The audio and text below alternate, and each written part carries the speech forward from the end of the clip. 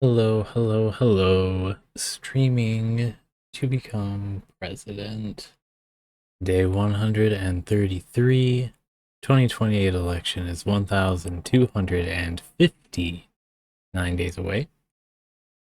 We are in the 50s now. We are also going to sit without that visual now. Camera doesn't seem to be working, so we will treat it as such, and let's see if we can find a more appropriate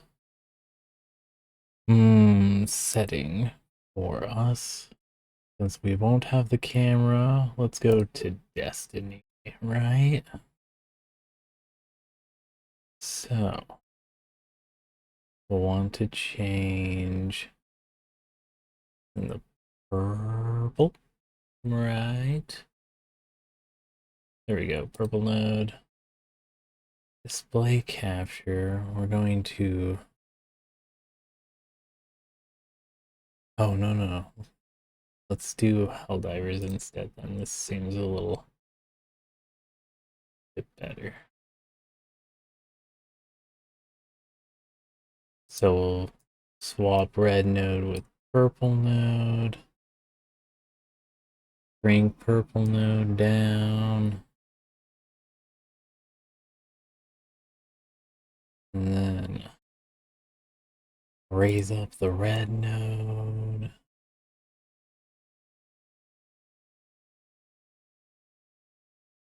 Try and make sure that there's no overlap. We're gonna frizzle out this screen now. Yellow node.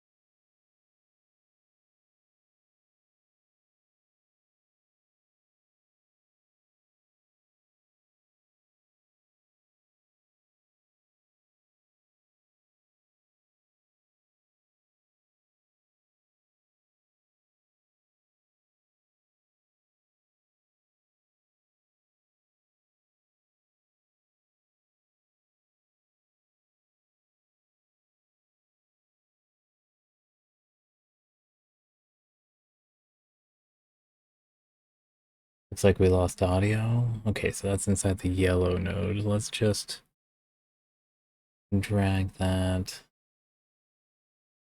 Where do we want to drag this? Just leave it shrunken down like a little select tab. Well, that's actually an adorable thought. Okay, we'll do that. And then our red node. Let's open up Aviary Attorney.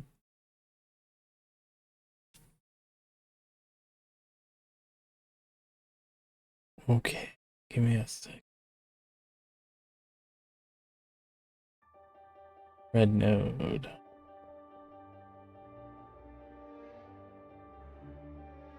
Aviary Attorney.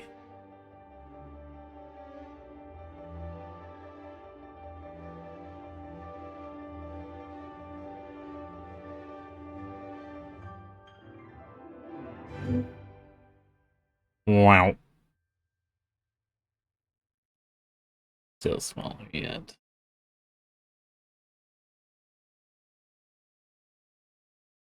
Okay. I think I'm all set on this temporary spot that's focusing more on the game instead of the everything of it all. But what about that sad camera? I can't even show you guys that I have popcorn for this. You'll have to just rely on the crunch. And we'll have to...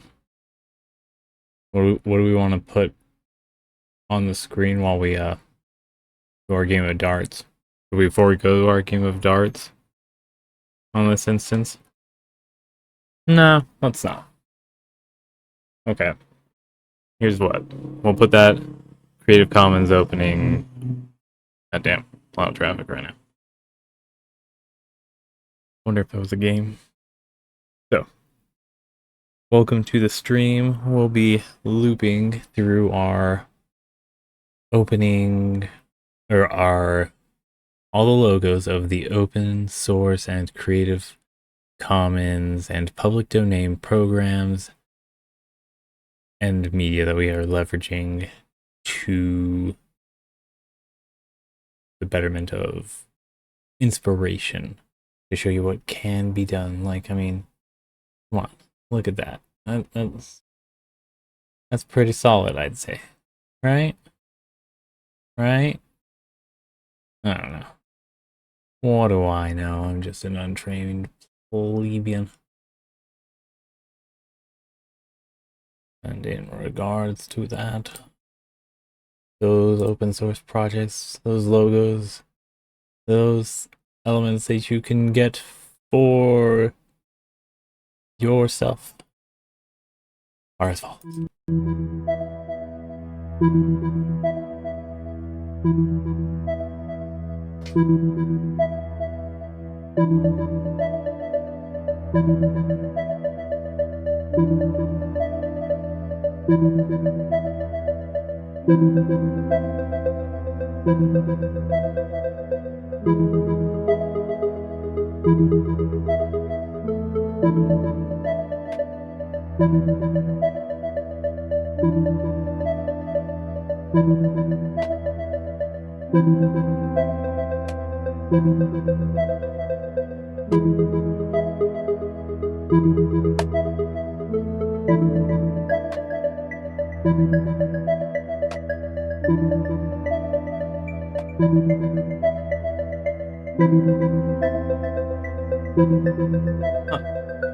Only missed two. No whiffs.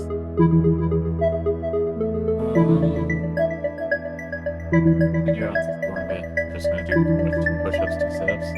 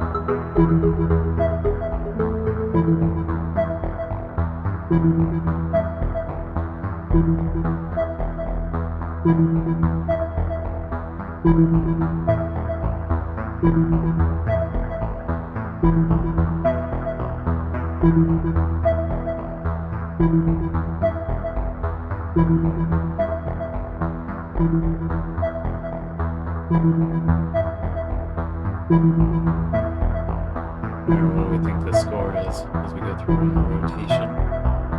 I see double 20, 40, double 12, or 24, so 64.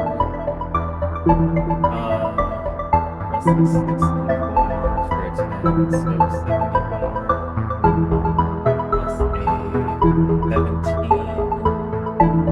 Okay, so we're at 74, right? So 17 plus 11 would be 28. 74 plus 28 would be 102. And then 16. 102 plus 16 would be 118. Nice. Things that didn't happen, but then video where it didn't happen. Yeah. Maybe someday I'll figure out how to use the mobile dashboard on the phone to do recording as one of the phones. Maybe. But for now, blue sky.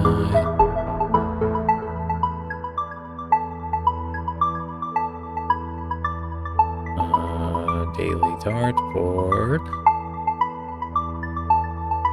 1,259 days left. Dash dash dash dash. Then dash dash dash dash. The 118, right? Yeah. I want to say it was 118. So dash dash dash dot dot. Select all. Copy. You know what the tragedy of this is?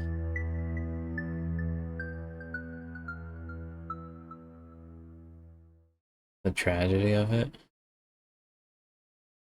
is that I can't show you the meme that I'm using.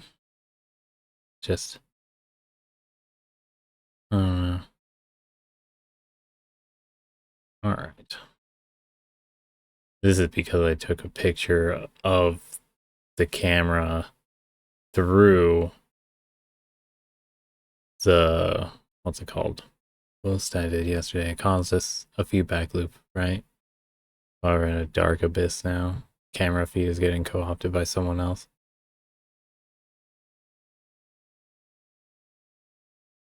But oh well. Or not. Let's see. So post to Blue Sky.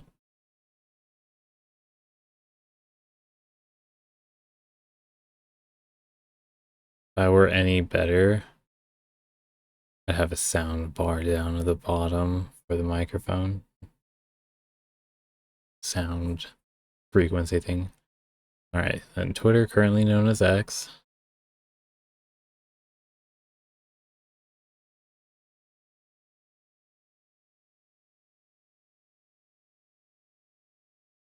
Daily dartboard.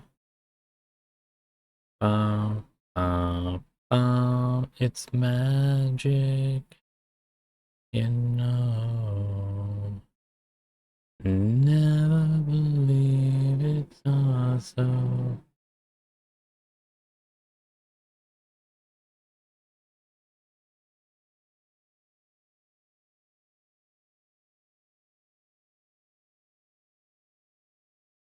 What on earth?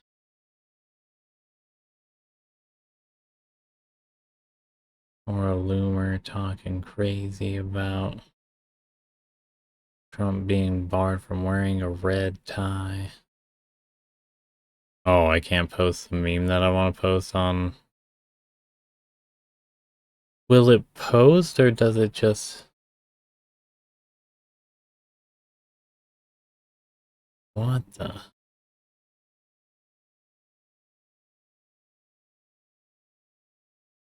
Okay, we got it. Your social weirds me out continuously. But that's all three of those socials pasted. We have Earl Grey tea, we have popcorn, we have a broken camera. Let's get into it. Let's do this. I wanna just check in on that every now and then, so... We ready? We ready for this? Click to begin. Oh, I shouldn't have done that. I should have not done that. Alright. We're continuing. January 7th, 1848. I think I was saying 38, so 48 is a good timestamp. What is this, 4 years after Joseph Smith died? If we're making it about Mormons? Let us be reasonable, senors. I am sure that this is a simple misunderstanding. I'm thinking that's what the rest of that said. There's no misunderstanding. In the name of the king, arrest that Spaniard. Uh-oh, what'd he do? Oh, there's someone dead. A fox among wolves. I knew Falcon wouldn't feel like turning up to the office on Friday. Now it's midday on Monday, and there's still no sign of him. This is becoming a little concerning. Oh, we're playing as Sparrowson. I should wait around a little. What am I saying? Falcon's a big bird. He can handle himself.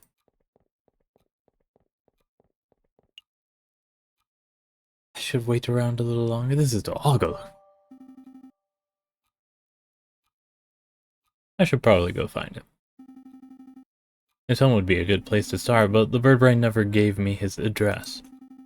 I'll just have to find him the hard way. Okay.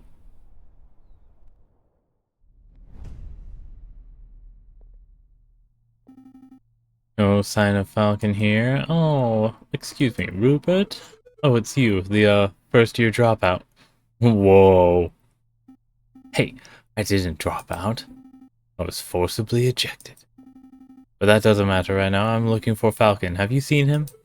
Falcon, the guy who, somehow blundered his way through the Caterline trial with the help of some, very dubious evidence?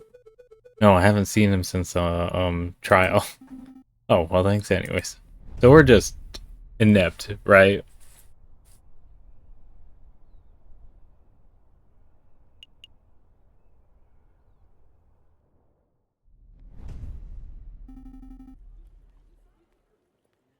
Excuse me, Mademoiselle Duhat. Down here. Oh, there you are. It's Sparrowson, right? That's right. I heard about the case you were involved in. I never would have thought that the Baron was a murderer. He always treated me with the utmost respect. But then, I suppose it makes sense that the most ruthless killers are the ones who can put up the best facade. Yeah, so they didn't come out with the truth of the murderer?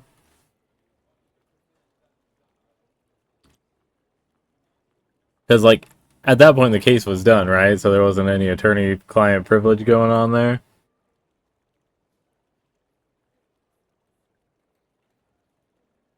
I don't know. I don't know. Yeah, I suppose. Hey, how's your friend doing? He seemed a little down last night. Oh, you've seen him? Yes, he was brooding in the corner of Le Canard Joyeux. Joyeux, Le Croix, mumbling and drinking. It was a little depressing, to be perfectly honest. Le Canard Joyeux, the dingy student bar on Rouen, right? Not dingy, just a little rustic. In any case, that's an enormous help. Thanks, mademoiselle. Anytime, Sparrowson. So, can we make a alternate timeline? Need a pick me up? Need a pick me up? Come along to Madame Bonel's Student Tavern on Rouen. You are always welcome.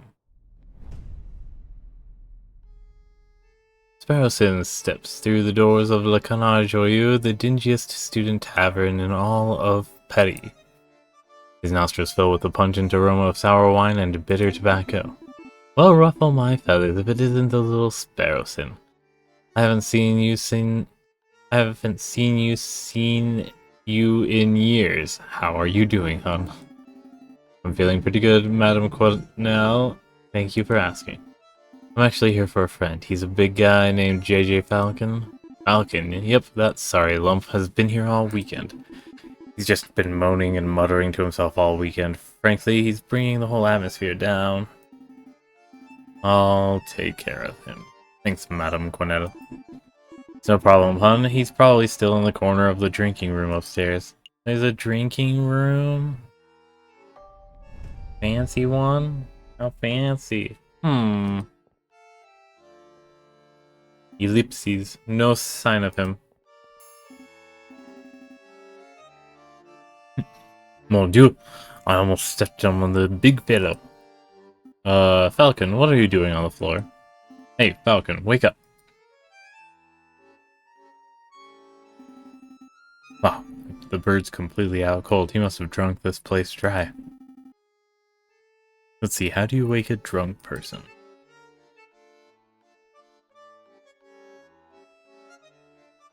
Kick him? I'm thinking that's a little prod, right? And their tiny little legs.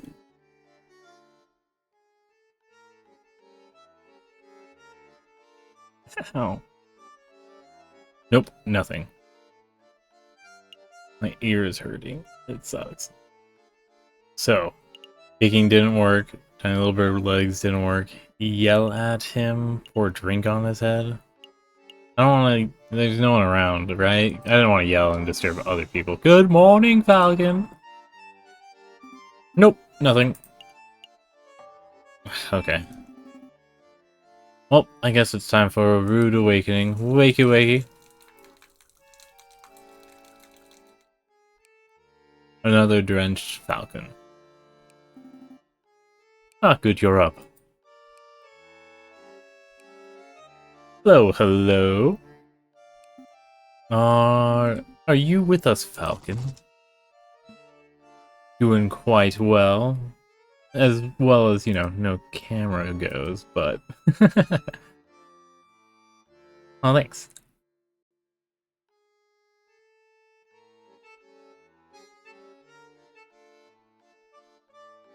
Yeah. Feelings over? We should probably head back to the aviary office so we can get some work done.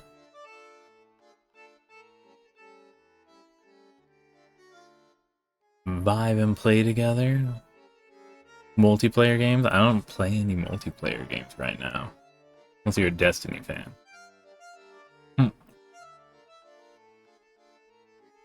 Why does the name Willem sound familiar? Anyways, back on track. I don't understand it, Sparrowson. Huh?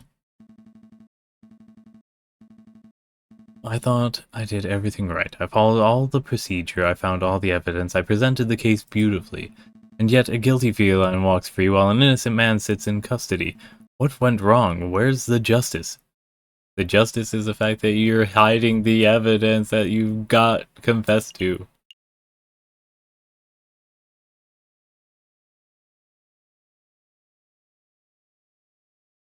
We need to try harder. Maybe we need to try harder? Try harder. I don't know if we messed up or if the system messed up or what, but we just have to do our best as lawyers, I suppose. Maybe if we work hard enough, we can stop mess-ups from happening again.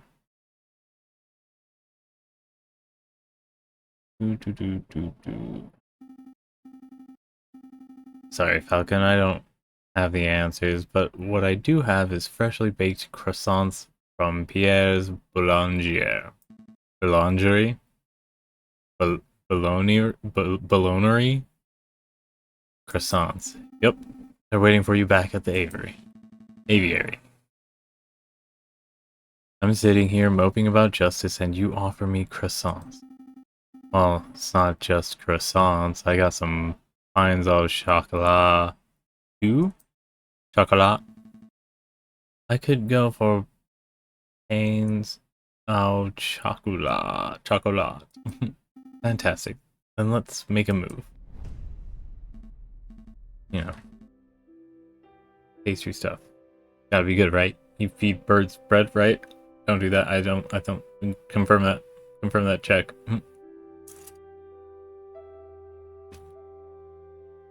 Alright, I admit, these croissants are amazing.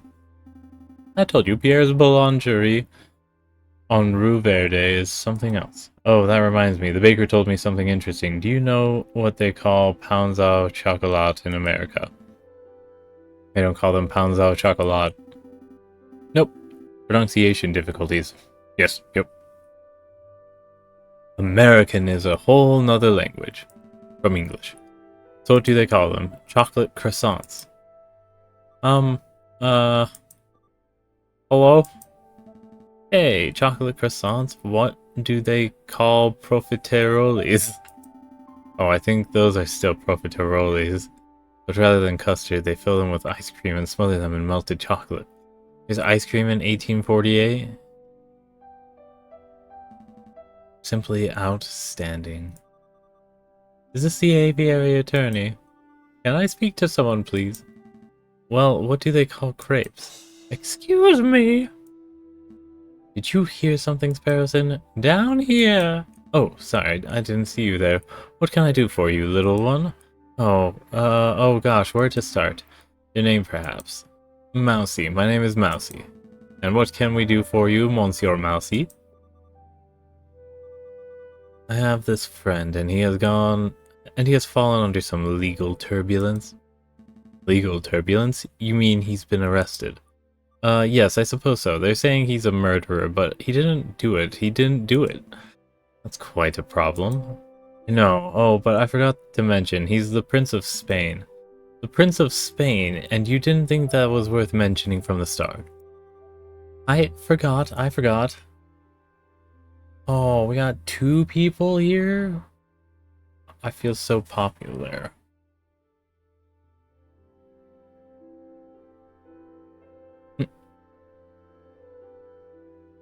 Discord seems to be the major hubbub spot.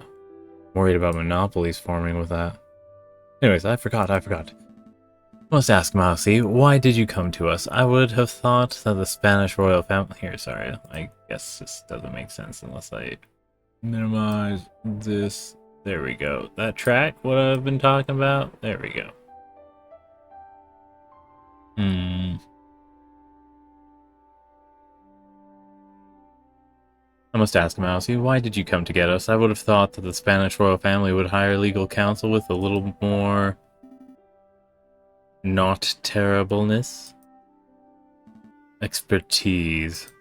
Oh, the prince has great faith in your lawyering skills, Monsieur Falcon. He said that your reputation as a lawyer was renowned for being able to let criminals go. Really, the prince said that. This is a great opportunity, Falcon. Surely you wouldn't deny a request from the Prince of Spain. Down with the royalty. Meh.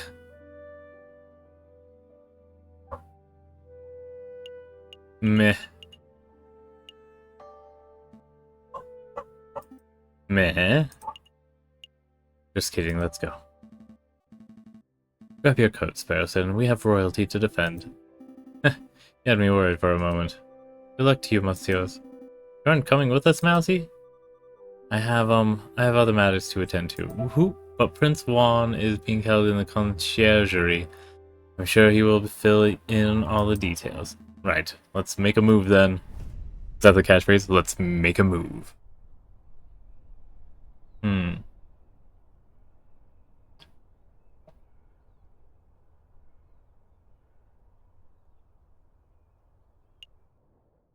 The conciergerie.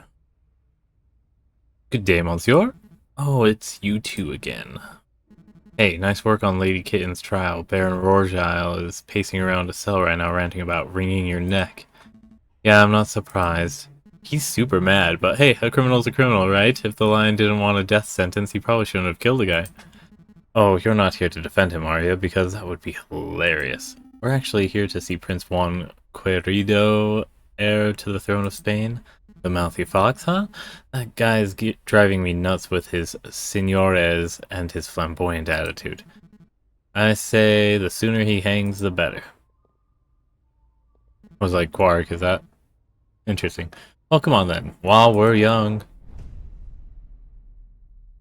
Oh, reading a book even.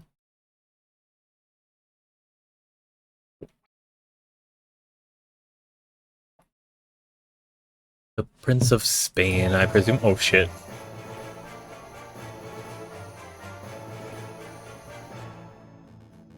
Indeed, I am Juan Querido, heir to the throne of España, and you must be the legendary lawyer, Senor J.J. Falcon. Well, I wouldn't say legendary. I wouldn't even say notable. Such humility. I would expect nothing less from renowned individuals such as yourself. So how blasphemous is it that I'm basically defaulting to, like, a British accent for all of this?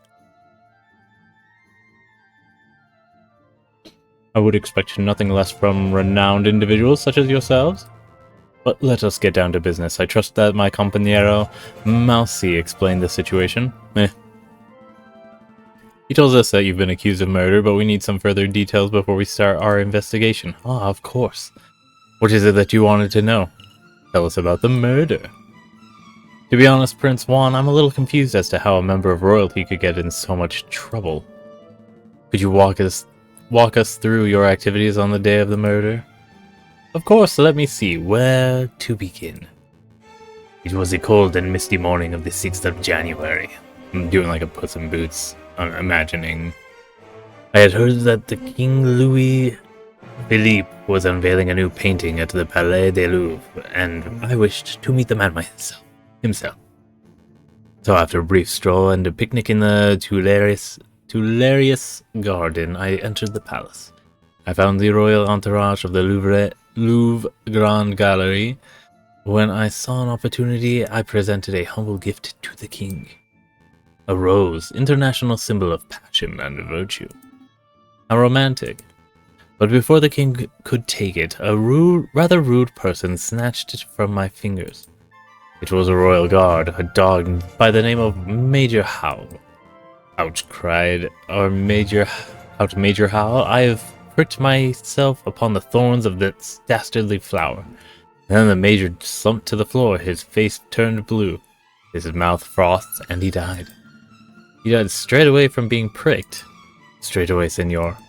It's obvious that the pricked finger was the cause of death, but I don't know of any poison that acts so fast. Nor do I, Senor Falcon. But clearly the police felt that poison upon the rose's thorns was the only logical explanation. And with so many witnesses, even the king himself would... what could I say to defend myself? So where did the rose come from? I acquired it from the beautiful Parisian flower seller at Les Halles Markets, a girl by the name of Catherine Marie Signe. But surely you're not suggesting that the flower girl applied the poison herself, Senor Falcon? Well, I'm not making any accusations yet. I'm just planning to explore every line of inquiry. Poisoned rose has been added to your evidence folder. Did you want to ask something else, Senor Falcon? Why Paris? Ba-ba-ba, ba-ba-ba-da-ba.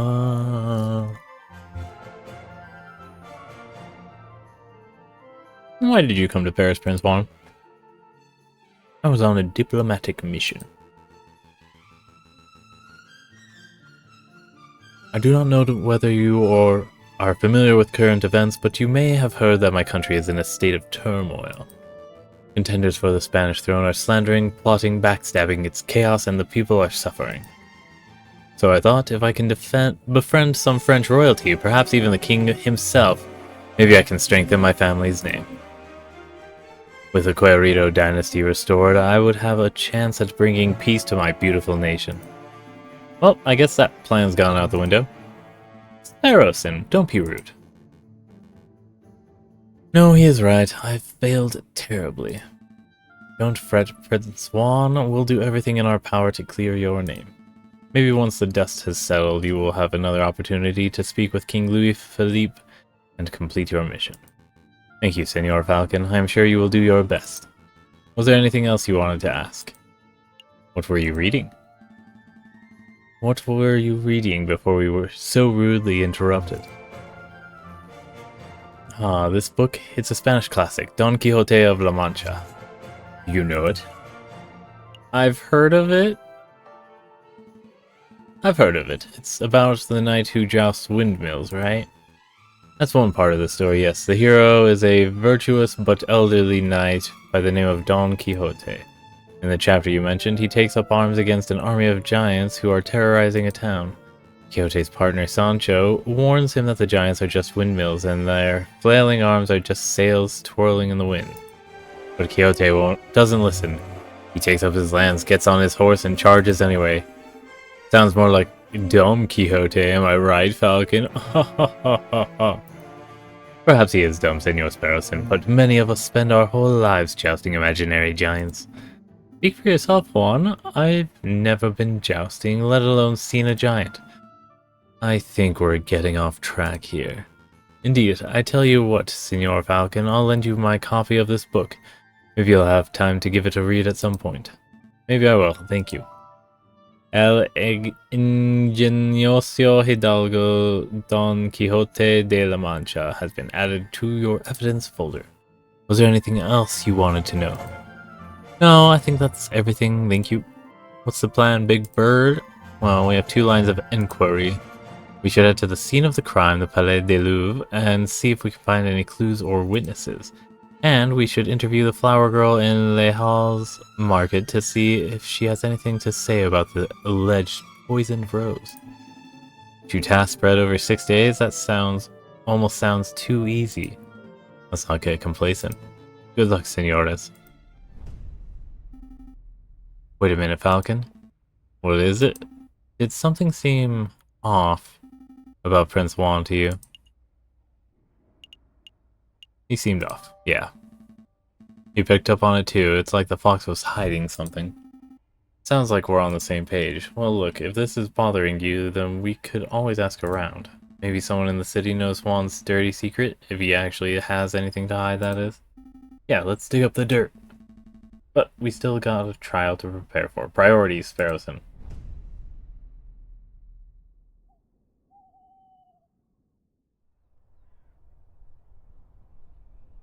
So, we got room for exploration.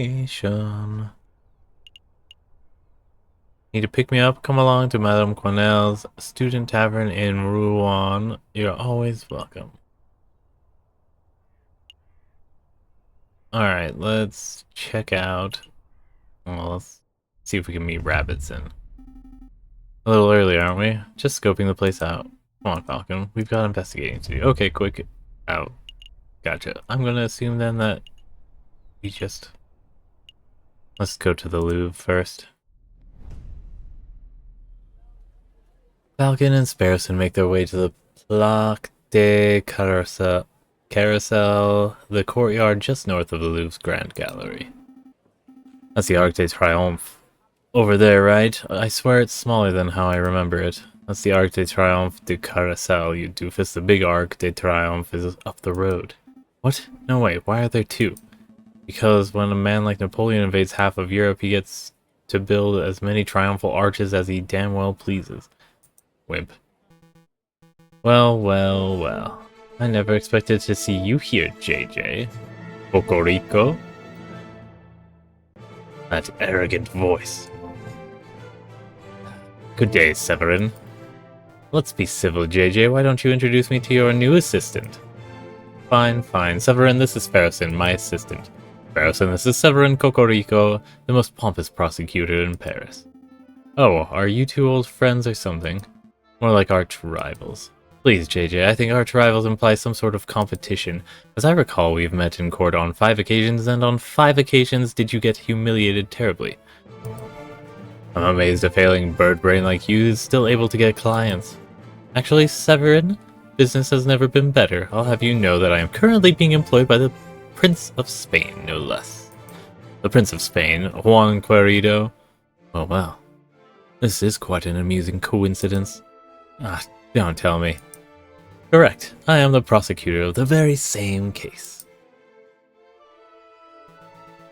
It is a pity that the Spanish prince will indubitably hang, but I suppose that is what he gets for hiring a bird brain to represent him. Don't call me bird brain. You're the only bird brain here, Severin. One always speaks badly when one has nothing to say. Voltaire. Uh-oh, he's giving you the verbal smackdown. Quick, Falcon, make a witty retort. Oh yeah, a witty saying proves nothing. I don't agree with what you say. Oh my goodness. A witty saying proves nothing. Voltaire. Ooh. Very good, JJ. A worthy riposte. But enough talk. If you, messieurs, would excuse me, I have a case to prepare for. JJ, Sparrowson, I'll see you two in court. I can't stand that guy. It seemed a little bit of a cockerel, but is it true what he said, you know, that he trounced you in court 5 times? Can't deny it. Severin has a reputation as a ruthlessly thorough prosecutor. Mountains of evidence, surprise witnesses. It's no wonder he always manages to one-up me. But this time will be different, right? I hope so. I know so, for you see... I stole this annotated map of the Louvre out of Cocorico's pocket when he was so busy rattling off Voltaire quotes. Sparrowson, that's pretty illegal. And immoral. Stealing from another attorney, that's the sort of thing that gets lawyers disbarred on the spot. Oh, I didn't realize it was so serious. Alright, I'll go give it back. I'll say he dropped it or something. Don't stop him. Oh, wait. There's no need to be so hasty. Let's have a look and see what the map says. We'll just take a peek. Just moments ago, you said that taking the map was illegal and immoral. Well, the act is done, and it's not like peeking would make the act double illegal. It would, right? Plus, the extra information would even the playing field. It would help to create a balanced legal environment. Yeah, it's weird that all the evidence gets to be... I don't know. Anyways, that's a good thing, isn't it? When you put it like that, it would almost be illegal to not take a look. Yeah. Let's take a closer look.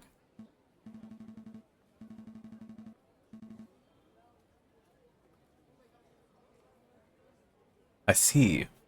This map shows the entire Louvre area, everything from Tuileries to Tuileries, Tuileries, to the Rue de Louvre. Most convenient. We're currently standing here in the Place de Carrousel, and then penned in arrows seemed to show the route taken by the king's entourage, which makes the king first went here through the Salle du Tibre, and then here into the Grand Gallery where the murder occurred. Didn't Prince Juan say that he spent the morning in the Tuileries Gardens? That's right. That means Prince Juan approached the Louvre from the west side, somewhere over here. Sounds like we have a lot of places. Where should we go first? Gosh dang. We'll head to the start of the travel. So this is the Salle du Tibre. If I understand Cocorico's notes correctly, this is a room that King and his entourage stopped in before heading to the Grand Gallery. This room doesn't seem to be very popular. I don't see anybody around to interrogate. Interview. Right, interview. Well, since it's quiet, maybe we should take the opportunity to do a little snooping. What would be the point? Surely all of the interesting evidence would be in the Grand Gallery where the murder took place. Think about it, Falcon. The police have already gone over the Grand Gallery with a fine-tooth comb. But I bet that numbskull Inspector Valerti didn't even think to check this room for clues. There might be a murder weapon just under our beaks. Your logic seems a little questionable, but it couldn't hurt to have a look, I suppose. So are we just going to play all of this and then end up being bird brains by the end of it?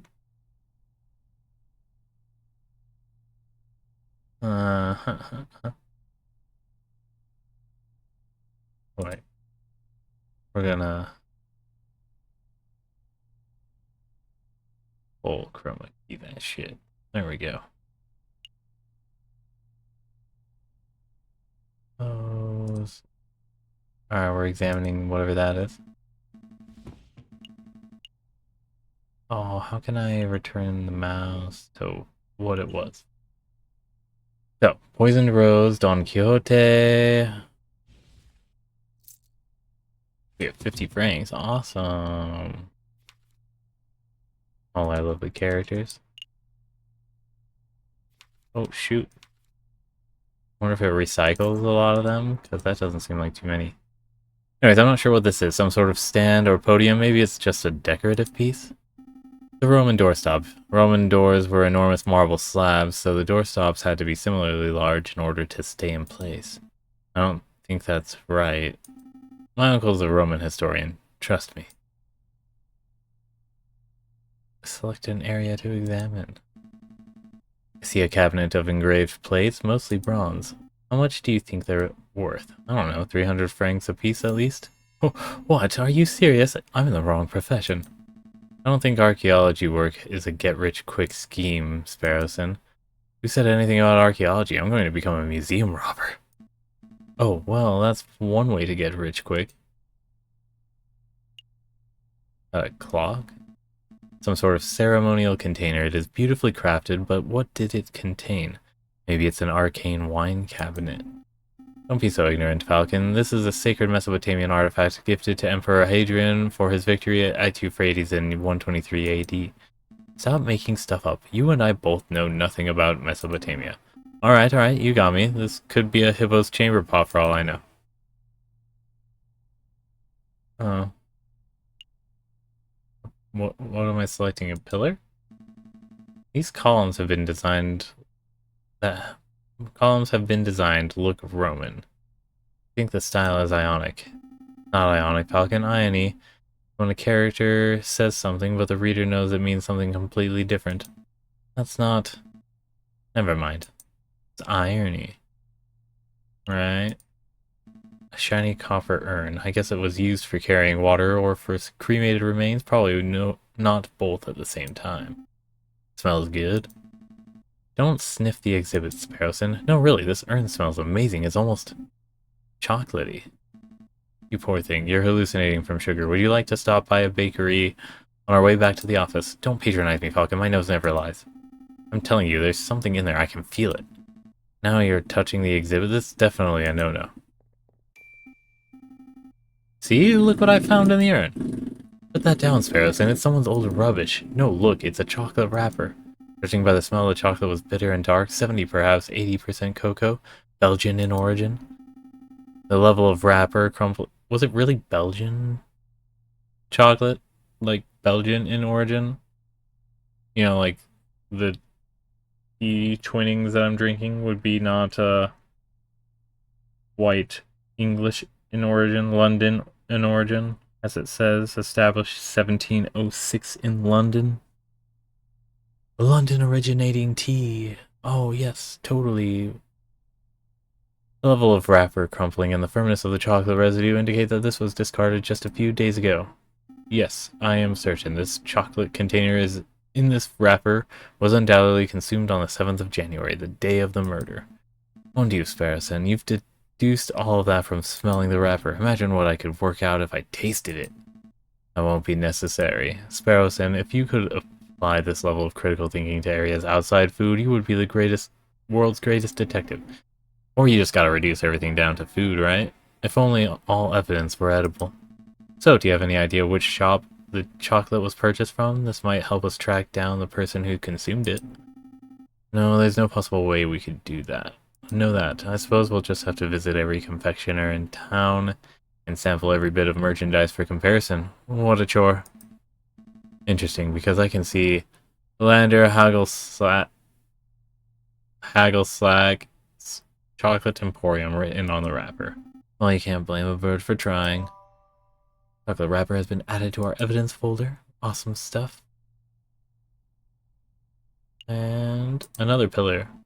A supporting column. It's holding the roof up. If the column were truly supportive, it wouldn't hold the roof up. It would encourage the roof to get to its location on time. Get it? Hold up. Alright. We're done here, for now at least. We can't spend all day staring at Roman artifacts, I suppose, so where to next? In an island that's so far away from Rome, by the way. Grand Gallery, the murder scene. Here we are, the Grand Gallery, the murder room. I believe the murder occurred right under the new painting. I see hundreds of paintings. Which one is the new one? I haven't the foggiest. We will have to ask someone. Please don't talk to me. Please don't talk to me. Eric Pork. Excuse me, monsieur. You look like you know your Mona Lisas from your last suppers. I don't want any attention. Maybe he isn't talking to me. Nope, he's definitely talking to me. Keep it together, Eric. Oh, hi. Would you happen to know which painting was unveiled on the 7th of January? The one the king came to visit? Oh yeah, I can help you with that. It's the piece right behind you. Ah, I see. It's a painting of the king himself. That's one noble-looking penguin. What do you think of it, Falcon?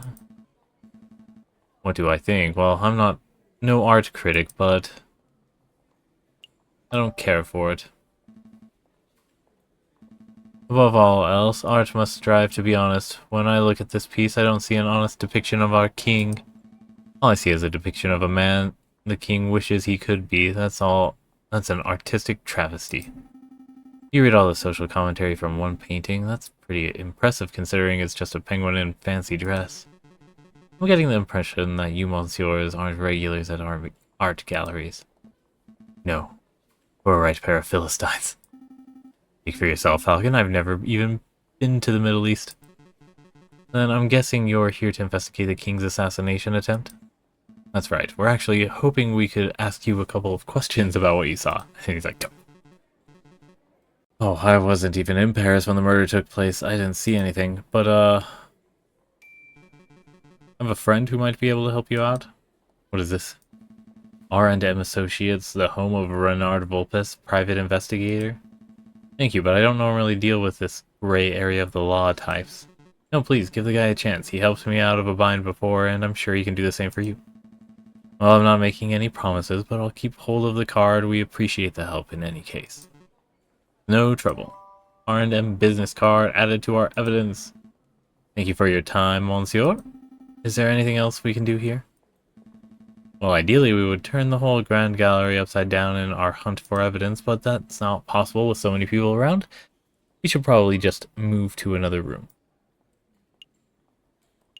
Awesome. Plaque du Carasal. Are we all done here?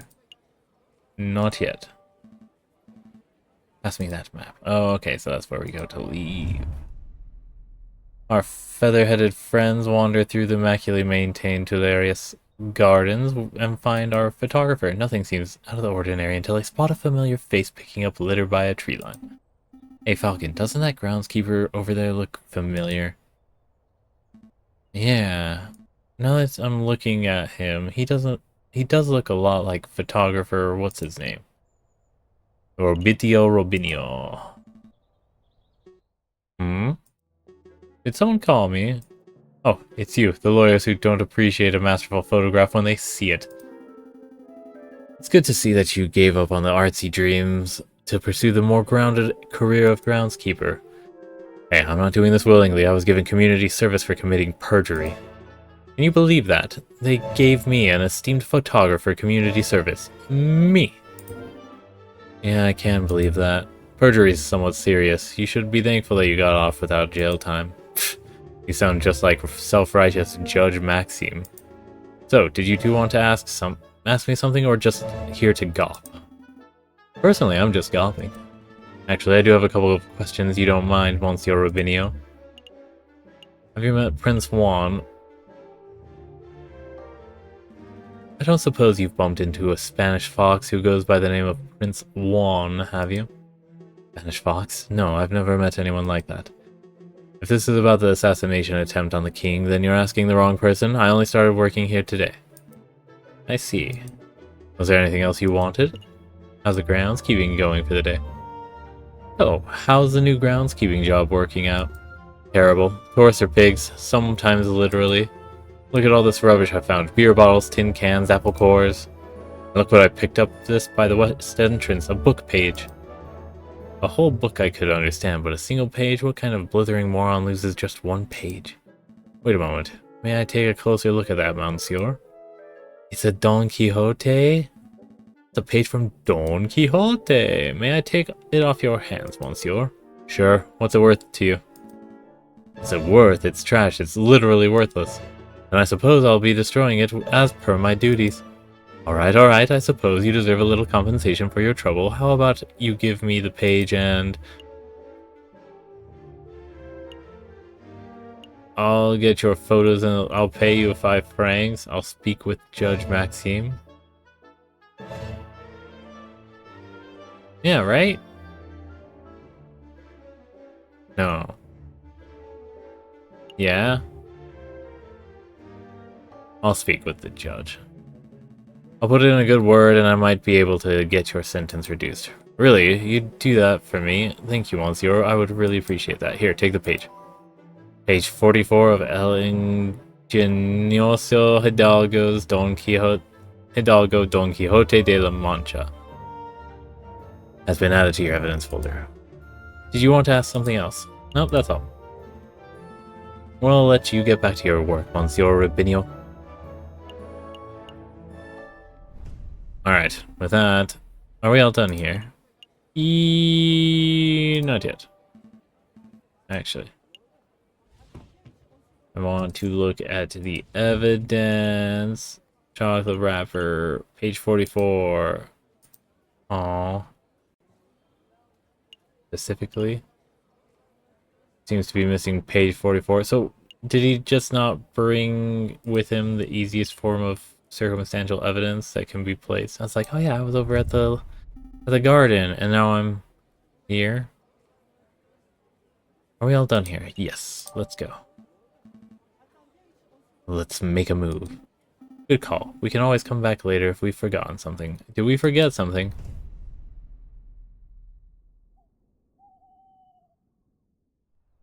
Oh my gosh, so many more places. Alright, we need to go to talk to the what's their name? Le Hall's Market, the flower. It's popular among all shoppers, no matter their class or their wealth.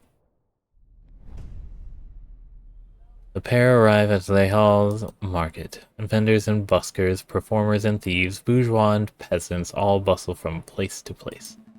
Prince Juan said that he met a flower girl here, Signe, I think he said her name was. There's a swan with flowers over there. Do you think that's her? I think so. It's possible that she knows the murderer, or even that she is the murderer herself. So, we should probably act with tact and finesse.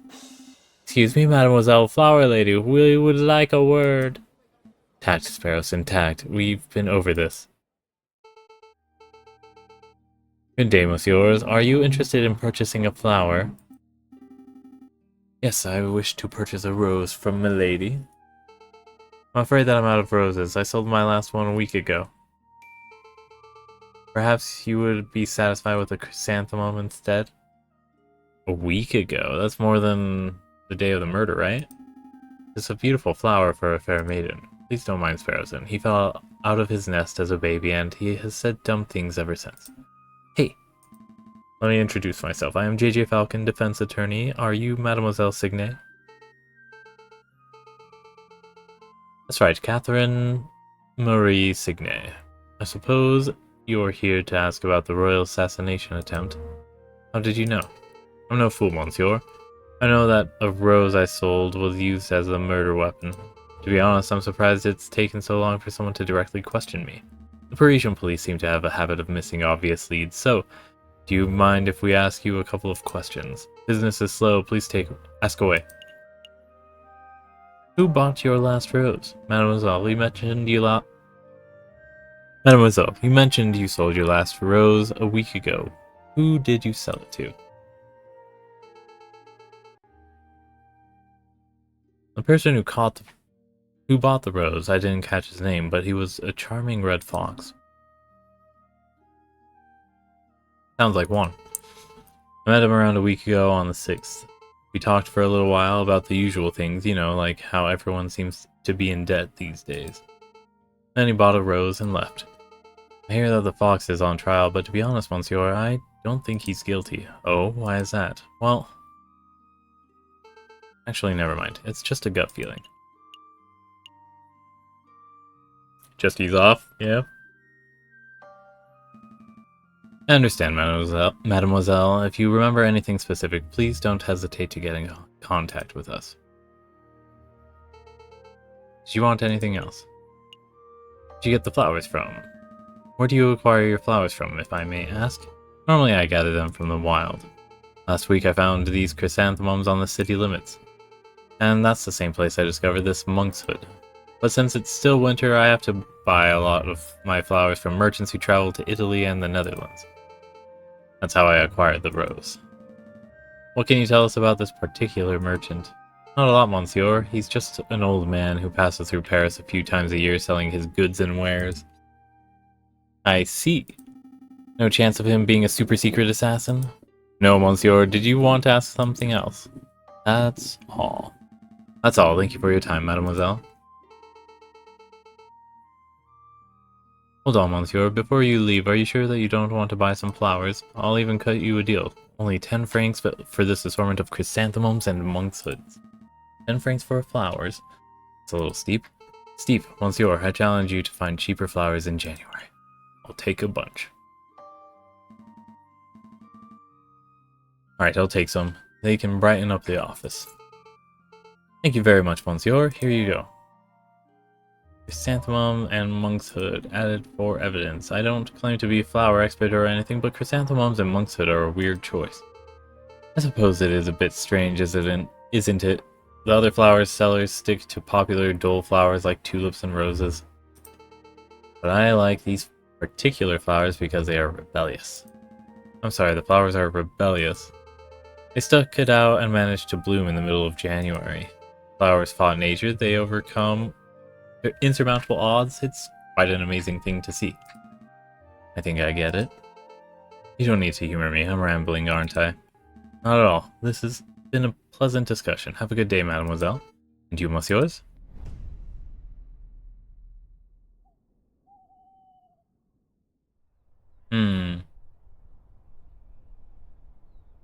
So relevant information in the future, I'm sure.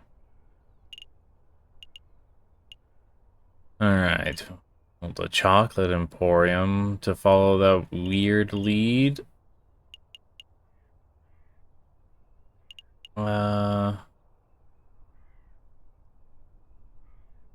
We could go back to the... We'll follow the chocolate lead, I guess.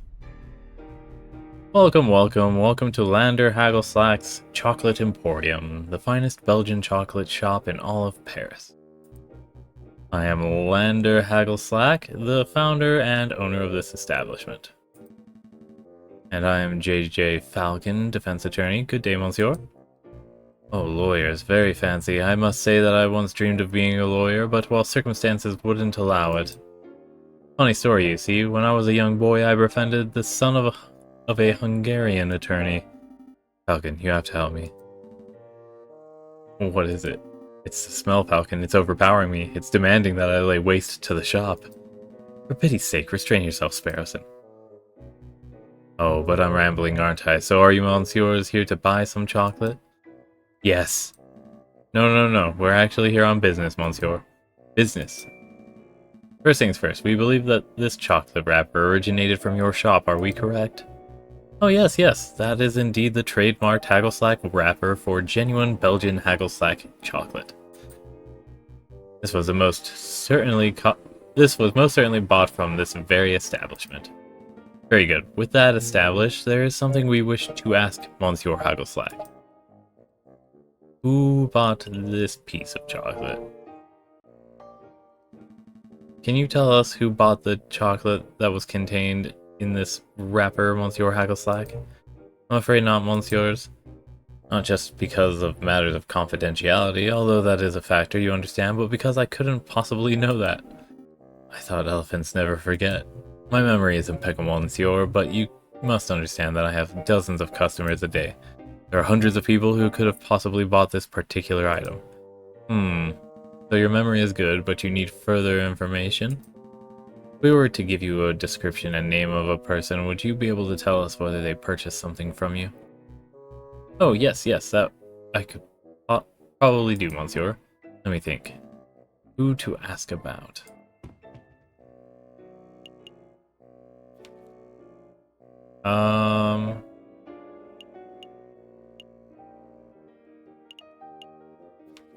We want to ask about...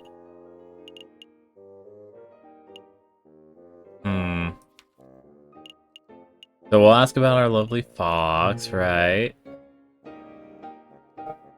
Okay, then he's the one that was killed, Major Howl.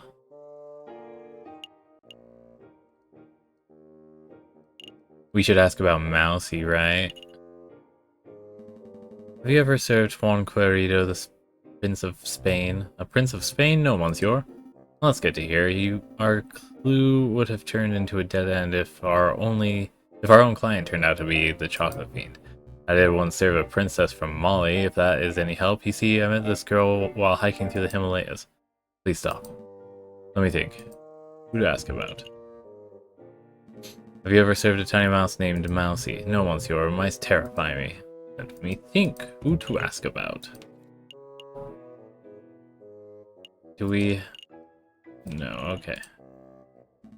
Have you served a flower-selling swan named Catherine Marie Signe? No, monsieur. What are you thinking, Falcon? I'm not sure, to be perfectly honest. If you were the chocolate fiend, then our investigation would have become much simpler. But since she's not, Monsieurs, I am growing tired of these endless inquiries. Maybe perhaps you should come back another day? You know, Falcon, it's possible that we just haven't encountered the chocolate fiend yet.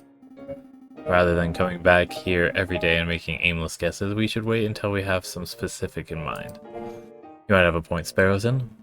Thank you for your time, Monsieur Haggle Slack. We shall return when our investigation has progressed a little. Anytime, Monsieurs? Okay. Another day passes. Oh.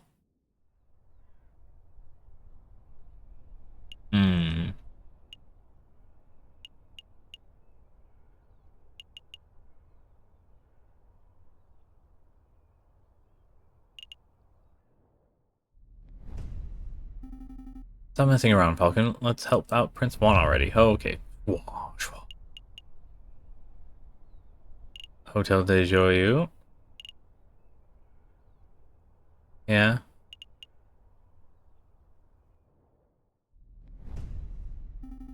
Really, Falcon, I thought you were done with your mopey drinking. I'm not here to drink, Sparrowson, or mope for that matter. Taverns are a fantastic hub of information. If we wish to get to learn more about Prince Juan, then this would be an ideal place to start asking questions. Well, that's pretty good thinking. How many bars are there, though? Oh, you two are back. Are you feeling any better, Falcon? Much better. Thank you for asking, Madame Quinnell. That's great to hear, hon. Will it be the usual? No, I'm back to investigative work today. I've got to keep sharp. We wanted to know if you've seen the Prince of Spain around here recently. The Prince of Spain? I don't know if you've noticed, hon, but this isn't exactly the classiest pub in Paris. I'm lucky to serve the occasional bourgeois. You can forget about seeing a member of royalty, though.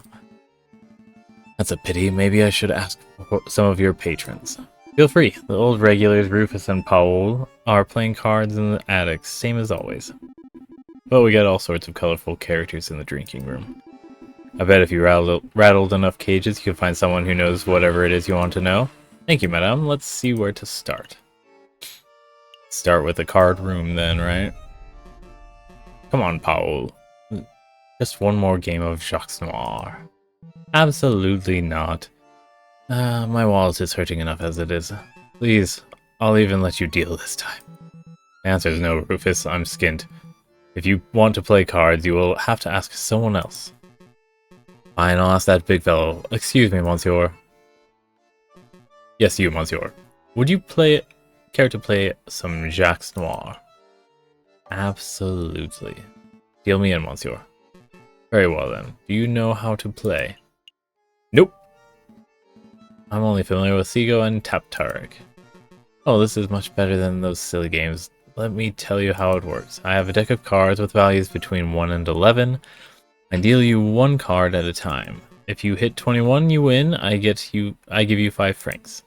5 francs, that seems a little steep. This is a man's game, monsieur. Only children gamble over petty sous. Besides, higher stakes make for a more exciting game, right? I suppose so. Oh, I right-clicked.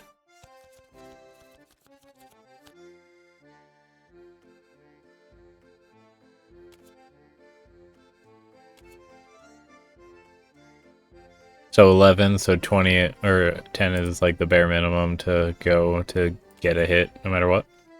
Yeah. Well played, monsieur. Here's your payout. Shall we have another round? How much am I losing, though? Absolutely. Deal me in, monsieur.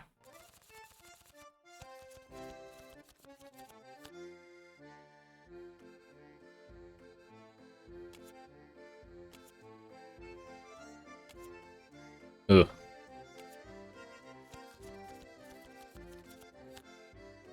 Oh, so they go after I go? So this is just blackjack. Oh, I get it. Noir. Well played, monsieur. Here's your payout. No, I'm done. Right, I don't need more. No, I think we're done. Maybe another day, monsieur. I understand. Feel free to come back anytime. The drinking room, then. Okay, Fontaine. So here I was, in the grasslands 10 kilometers downriver, rifle in hand. I had been pursuing this set of footprints for an hour. I was getting closer and closer. I could almost smell the beast. And then I spotted it. It was a boar, a big stupid boar, completely oblivious to my existence. I readied my gun, I carefully took aim, and then bam. You shot it? No, it was the most peculiar thing. The boar slumped over dead right before I could take the shot. Sounds like one of them heart attacks. Nan went the same way, says Piero. That's what I thought, but when I went to take a closer look, I noticed that the boar was frothing at the mouth. Whoa, it was rabid? Possibly. But I don't think so. I remember reading something about frothing around the mouth being a symptom of poisoning. Needless to say, I left the dead animal alone. Good call. Who wants to deal with tainted meat? Yeah, let's see if there's any poisoning to go along there. Excuse me, monsieur? Yes, can I help you? You say the beast you were tracking might have died from poisoning. Could you give us some further detail? Further details? I'm not much of a poison expert, I'm afraid. Well, what do you think caused it? I would guess that it ate something bad. I saw some of that poisonous plant around wolfsbane, I think they call it. But really, I have no idea. I'm a hunter, not a vet. Excuse me. Excuse me, monsieur. What is it? I don't suppose you've seen Juan Querido around here. He's Spanish royalty, foxy fellow, swanky hat, calls everyone senor. That doesn't sound familiar. Do you recall seeing anyone like that, Piero? I ain't got a clue. Sorry, monsieurs. You're barking up the wrong tree. Well, what can you tell us about the Spanish royal family? Do we look like walking encyclopedias or something? I'm afraid my compadre has a point. If you want to talk about hunting, then I'm your man. But Spanish royalty? That sounds like a question to be answered at a library, monsieur, not a tavern. A library? Maybe you're right. Sorry for bothering you, monsieur. Let's give them some space. Alright. That's another day. Are we ready to hit the road? Yep, let's make a move. Uh-huh. Occasionally special cinematic scenes marked by an exclamation mark will pop up on the map on the screen. These cinematic scenes are only available for one day before disappearing, but they take no time to visit. Their viewing is entirely optional. Okay. I see. Le Lupus. A storm is brewing, my brother. Word of the royal assassination attempt has spread. The proletariats grow confident, the bourgeois are cowering. It won't be long before we have rioting. And then a revolution. French accelerationists? Oh no.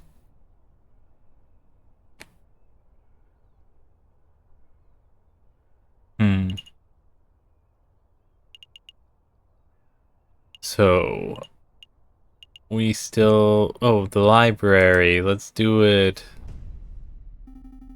Here for a little light reading, are we? Not quite, Sparrows, and I'm following the hunting beagle's advice. Don't eat poisoned pork? The other piece of advice, that if we want to learn a member of royalty, we should hit the library.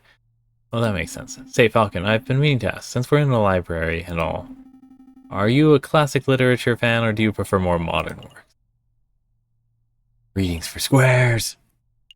Gotta tell you this all the time. Modern works.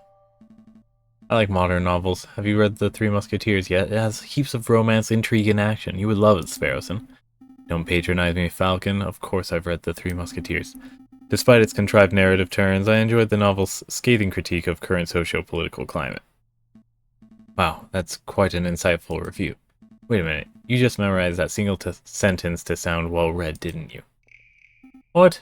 Maybe. But you must always mind lowering your voices, says Nathan, with a nay. I can hear your squawking from the other side of the building. Oh, my apologies, monsieur. We'll keep it down. Wait, you're a librarian, aren't you? An astute observation. Yes, monsieur. As the only quiet person in the library, I am most assuredly the librarian. Well, now that we have your attention, my friend wants to ask you something. I do? Oh, right, I do. What can you tell us about Don Quixote? I borrowed this book from a friend. What can you tell us about it? Don Quixote of La Mancha? It's a classic. Everybody has read it. Yeah, everybody, but for those who haven't... Humph. I'm not going to sit here and summarize a great work of literature for two imbeciles who are too lazy to read. Nor would I expect you to, Monsieur, but what can you tell us about the physical book itself? This particular book didn't come from any library, if that's what you're asking. See, there's no library or stamp card. Library stamp or card. I assume it was acquired from a bookshop, a French bookshop, if the French translation and publishing information wasn't a giveaway. I see, thank you. Do you have any other questions, or can I get back to work? What can you tell us about the Spanish monarchy? You seem like a scholarly, well-read individual. I'm sure you're up to date on geopolitical news and the like. I don't need your praise. Spit out whatever imbecile question is in the back of your throat. Oh, well, we understand that the Spanish throne is currently under dispute. Can you give us a brief rundown of who the contenders are? What a trivial question. Even an elementary school kid can name the immediate heirs to every throne in Europe. Yeah, but for the sake of those children who slept through that class, can you refresh our memories? Very well. Pay attention because I'm not repeating myself. The current reigning monarch of Spain is Queen Regnant Isabella II of the House of Bourbon, daughter of King Ferdinand VII. Okay, I'm going to be glazing over my eyes. Upon her death, the crown would likely fall to her husband, King Consort Francis, Duke of Cadiz. Although it is certainly possible that the immediate family member could stake a claim, that an immediate family member could stake a claim. However, the Queen's position is currently being disputed by the Carlists, headed by the Count of Montemolin. I hope that answers your question. Did you catch all of that, Sparrowson? Not a word. Monsieur, we're actually interested in a Prince Juan Querido of Spain. I don't think I heard that name in your explanation. A prince? Juan Querido? Is that what you said, Monsieur? I think you've been misinformed. There is no current Prince of Spain, and I'm not even sure Querido is a real name. It is certainly no line of Spanish monarchy. How strange. What does this mean, Falcon? Well, one thing is for sure, our client is not the Prince of Spain. Maybe he's a delusional lunatic, or perhaps he's involving us on some sort of con. We don't have long before the trial, but it may be in our interest to confront Prince Juan directly and get some answers. Right. Are you two quite done chit-chatting? That's all. Don't worry, Monsieur. I think we are done here. Thanks for your time. I bid you good day. Very helpful for the curmudgeon-y attitude. So should we go straight to the prison?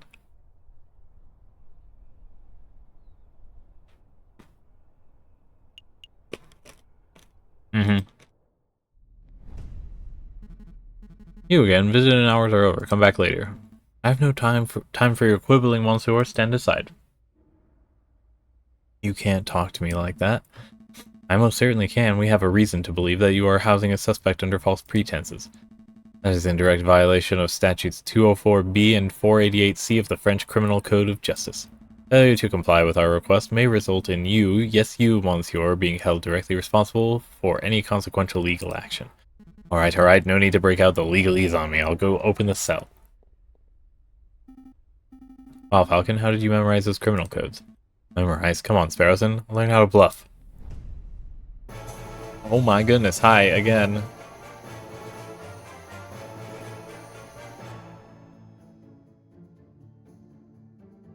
Ah, Senor Falcon, it's so good to see you again. You have some good news about my case, I hope?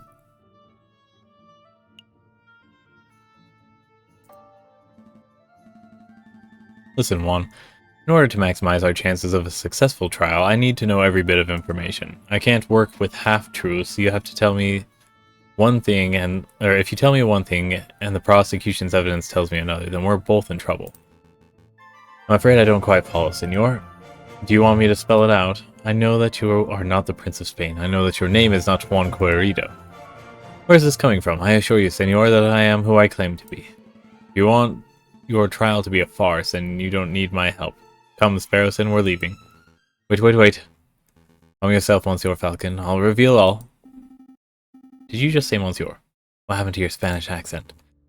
Your suspicions are well placed. Juan Corrido is not my real name. I am not a Spanish prince. That was just a persona I concocted for the purpose of getting arrested. Why would you want to get arrested? So what's your real name? What's in a name? It's just an empty label, a vapid reflection of who we really are. Today I am Juan Corrido, the Prince of Spain. Tomorrow I say I may be Bruno Ryer, a pauper living under the bridge of the Seine. But that doesn't change who I am or what I do. That didn't really answer my question. No, I suppose it didn't. But you're a smart bird, Monsieur Falcon. I suspect that you already know my real name. Renard Volpes. You are Renard Volpes, private investigator, very astute, and you are Monsieur Falcon, private defense attorney. That wasn't always your name, was it, Monsieur Falcon? Just like me, you know how to adopt a new persona on a whim. You changed your name, Falcon? I didn't know that. This isn't about me. Juan Renard, Monsieur. We're trying to uncover the truth here, of course. So, what truth is it that you are attempting to uncover, Monsieur Falcon?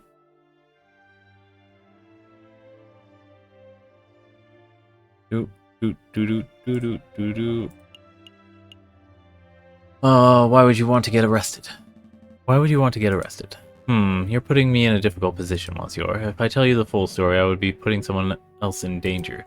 How about this? I'll tell you a story. I like stories.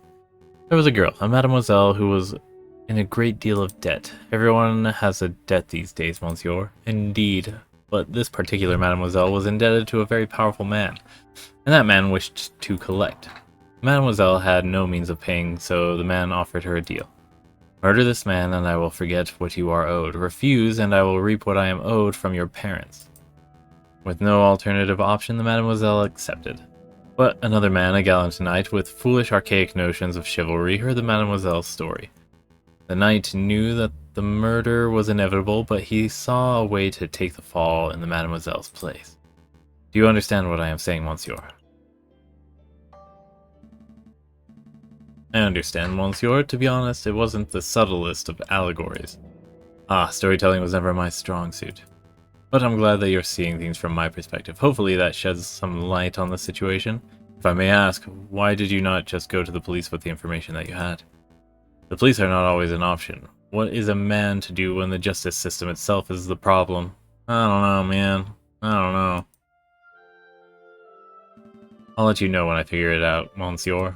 Dwell on it. Perhaps we should talk about something else in the meantime. Nope, that's all. I don't have any more questions for you, Juan. I think we've learned all we can for now. Really, I don't feel like we've learned very much. Oh, Monsieur Falcon, before I forget. You find Mousy and ask him whether the birds have successfully flown south for the winter. Whether the birds have flown south, what is that? Some sort of code? Something like that, but rest assured, Monsieur, that this does directly pertain to the case. Well, if we have time, I'll be sure to let Mousy know. Let's make a move. Sparrowson trial day is approaching. Right. Trial tomorrow? Trial today. Oh, shit.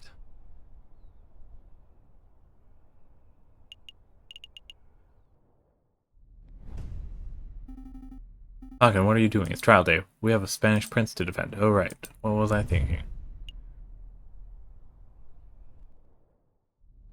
Alright. Tunnel vision on the timeline. Once again, Falcon and Sparrowson find themselves waiting outside the doors of the Tribunal de Grande Instance. Are you feeling nervous, Falcon? Yes. Of course I'm nervous. What have we learned about Prince Juan? What do we know about the real murderer? Nothing. You see that, Falcon? We can do this.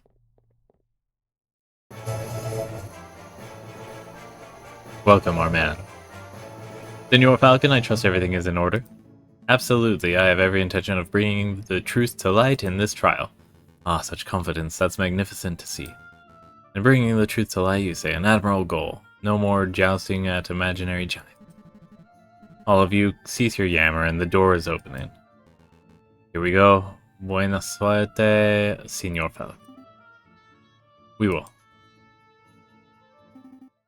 Are we ready? We're ready. Alright. Kokoriko. JJ. Severin. Nervous? Why would I be nervous? I am not nervous. I am calm as a cuckoo. You're the nervous one. The whole courtroom is nervous. Whoa, cool your feathers, Falcon. Terrible. Can't maintain a stoic facade. I thought this trial would be a perfect opportunity for you to redeem your previous embarrassments. But if this is how you act before the trial has even started, why, you pompous-tailed posture perfect. Stupid, sexy Cocorico. Order, order, let's settle down. Court is now in session. Judge Romulus? Falcon, what is it? Is it me, or does the primary judge look hairier today?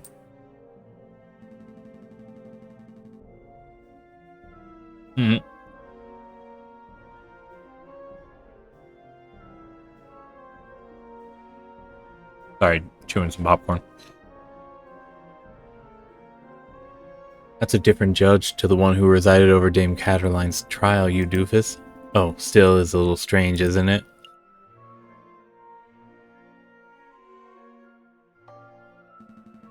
It is a little, I suppose. Excuse me, Your Honor. I was under the impression that Judge Maxime would be residing over this case. Where is he? Judge Maxime has gone on temporary sick leave due to a horrible accident with a flight of stairs. But rest assured, assessors, prosecutor, defense, and the members of the jury that I am more than qualified to fill his shoes. Without further ado, let's get this show underway. This is the trial of Prince Juan Querido, who stands accused of murdering Major Hal and of conspiring to murder the king himself.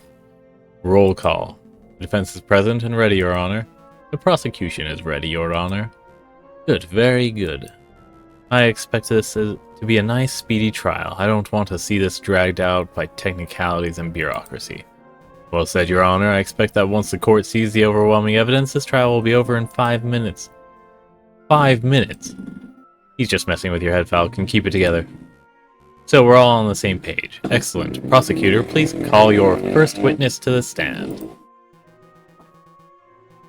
Very well, I call the police officer who investigated the crime scene. I call upon Inspector Juste Volerti. Step to the stand, Inspector, and recite the oath.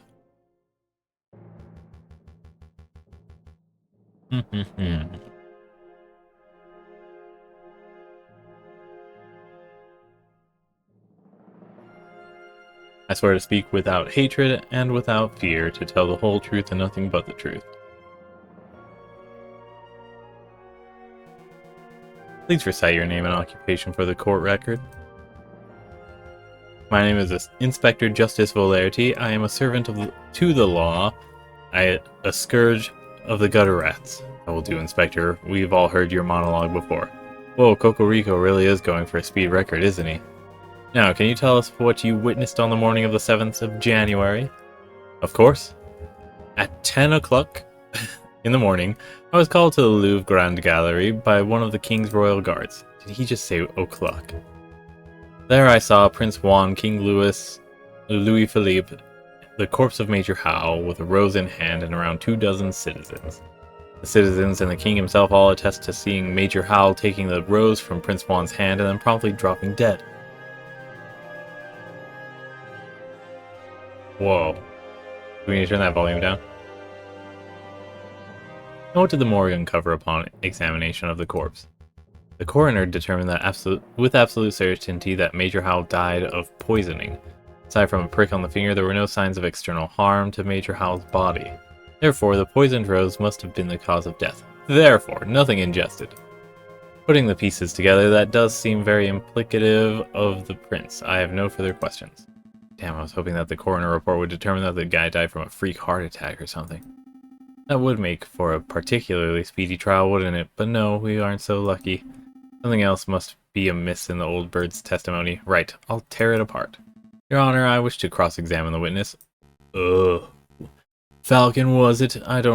Don't waste the court's time. A high-ranking police officer would never lie to the witness stand. I wouldn't accuse the inspector of lying, I just want to make sure that every base is properly covered. Ugh, those sound like pointless nitpicking to me, but I'll allow it for now. Go on, Falcon, do your cross-examination. Select a statement to question.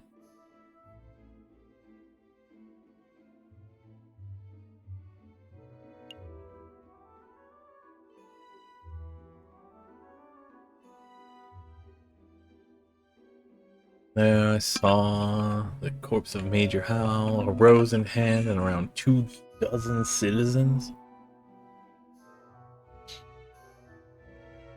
What do we have in evidence?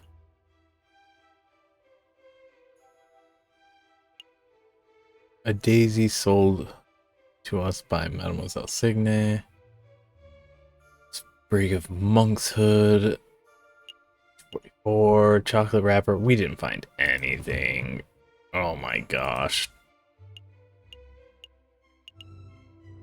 Let's prick ourselves with the flower. I'd do that. Inspector, you say that the coroner determined with certainty that Major Howell was killed by poison? Correct, he stated the sign and symptoms were textbook. There is no possibility that his death was natural. What kind of poison was it? Did the coroner mention specifically what kind of poison it was?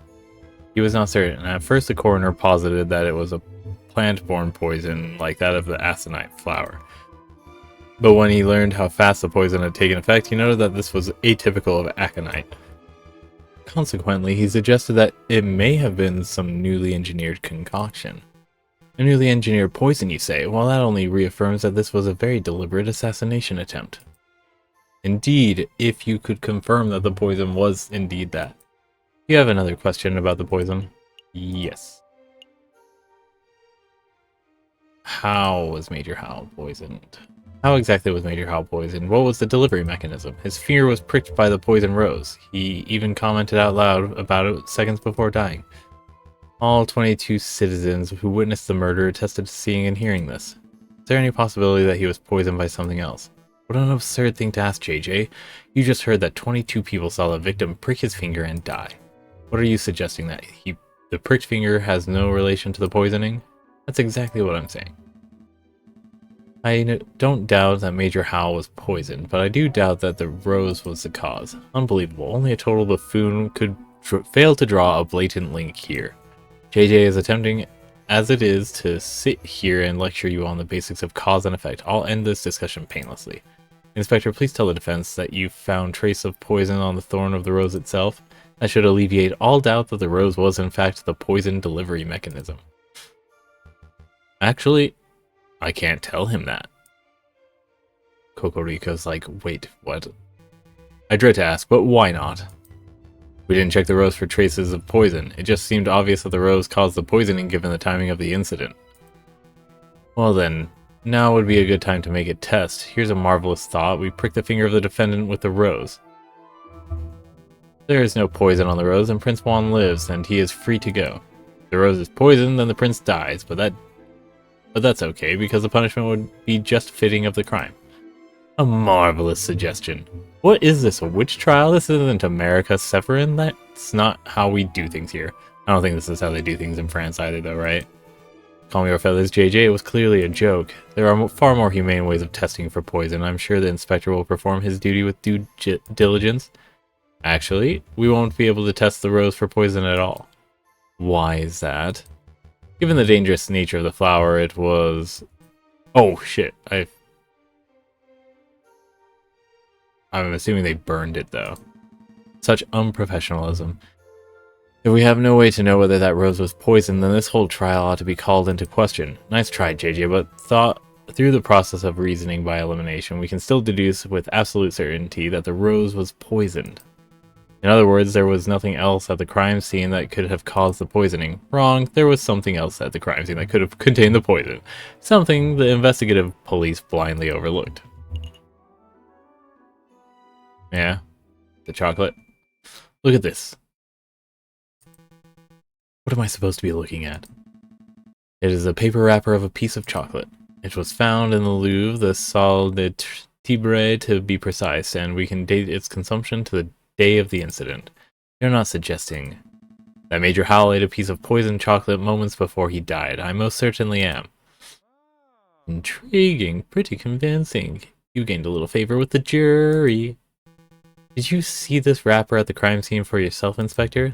The police force does not have the time nor resources to trawl every piece. I like how they were introducing all this evidence to, like, on the floor of the case without any, like, the cross-examination of the evidence and the witnesses is happening, like, in the moment. The police force does not have the time or resources to trawl every piece of trash at every crime scene, I'm afraid. In other words, you overlooked it. Astounding unprofessionalism. The prosecution is right to be disgusted. What a disgraceful display, Inspector.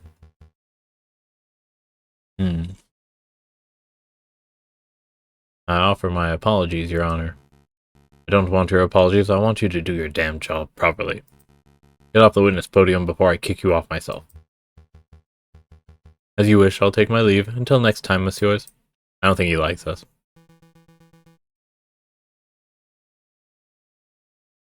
So let me get this straight. This chocolate wrapper was found at the crime scene. Correct. And you have reason to believe that it was consumed on the day of the incident? I do. I have an expert food-tasting witness who is willing to testify if need be. You have a foodie witness? I don't recall anyone like that. Who on earth are you talking about, Falcon? Oh, I see. But do you know for certain that Major Howell consumed the chocolate? Well, that is a fact that we are still investigating. I see. And do you have evidence that this chocolate was in fact poisoned? Again, this is something that may require a little more time to definitively prove. So then, in actuality, you do not have evidence that Major Howell consumed some poisoned chocolate. Instead, you have a solitary piece of rubbish that you plucked straight out of the gutter. That's weak even for you, JJ. Yes, it is. Let's move things along. I have another witness I would like to summon. He is a man who claims to have had excellent view of the people going in and out of the Louvre at the time of the incident. I call on Monsieur Toussaint Kingsley. Would the witness please approach the stand and recite the oath? He's a kingfisher, my favorite kind of bird. Hello. Hello. Oh, right. The oath. I swear to speak without hatred and without fear, to tell the whole truth and nothing but the truth. Please state your full name and occupation for the court record. My name is Toussaint Kingsley, and I am a person who fishes. A person who fishes. So you are a fisherman? Oh, is that how it is? I thought the French justice system was better than this. I beg your pardon. Here comes Toussaint Kingsley, the kingfisher. Clearly he must be a fisherman, because didn't you hear all kingfishers are fishermen? Well, you are carrying a fishing rod. And? Can a man not carry a fishing rod, reel and bait, without being branded a fisherman? Look, the prosecutor is carrying a riding crop. Clearly he must be a horse jockey. Oh, for pity's sake. Fine, we can list your occupation as person who fishes and not fisherman. Thank you. Actually, why do you carry a riding crop, Severin? I've never seen you ride a horse. I don't know, JJ. Why do you, a 30-something-year-old with no health problems, carry a cane? This is veering quite off the course. Could the prosecution please get back to his questions? Of course, Your Honor.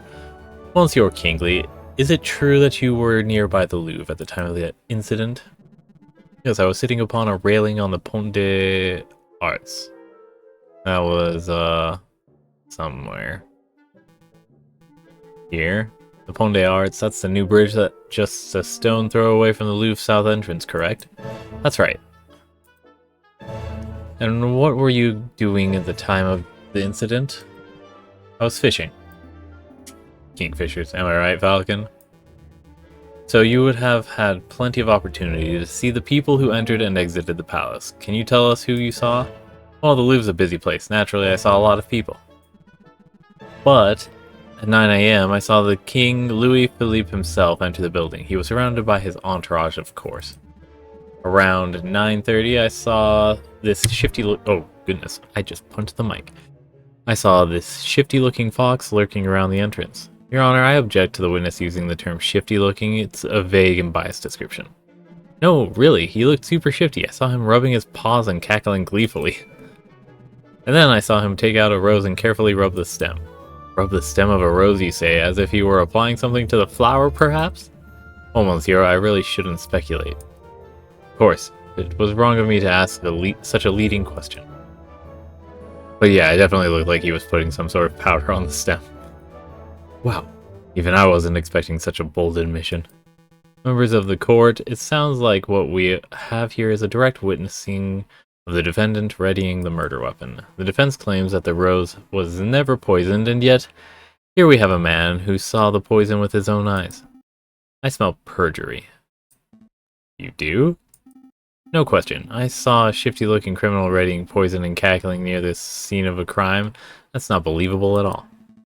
I think you might be right. I wonder if I have any evidence that calls Toussaint's story into doubt. Your Honor, I would like to cross-examine the witness. Really? This nonsense again? You just heard the witness directly describe your client readying poison on a rose. What is there to question? I'm just trying to uncover the truth, Your Honor.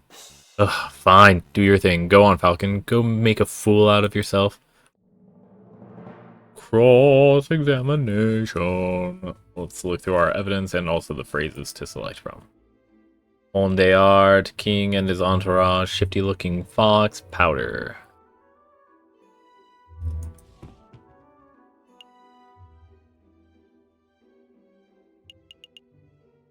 Hmm.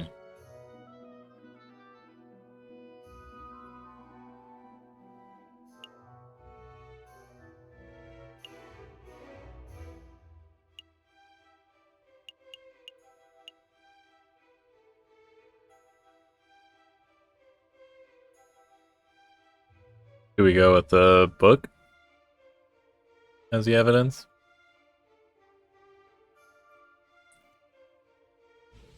Hmm.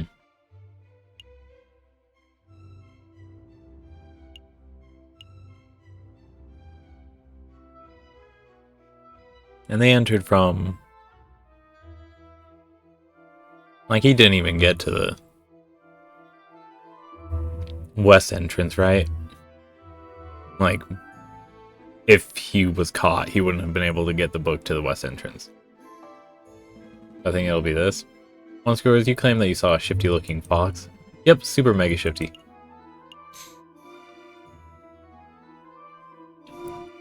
Are you sure the fox was Prince Juan? There must be at least 100 foxes in Paris. How do you know that the fox you saw was Prince Juan? Well, he was wearing a suave hat that hanged low over his eyes. I hear that's how they wear them in Spain. And I'm not much of a fashion expert, but the rest of his outfit looked quite out of place for the French winter. Is that all you're going by, his fashion sense? Oh, I nearly forgot. I heard him call a passerby senor. I thought that was peculiar. Well, that's him, alright. You have another question about the shifty-looking fox? Yes, what entrance? So, never mind?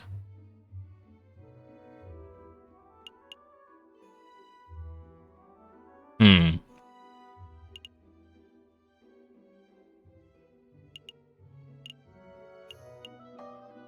Never mind.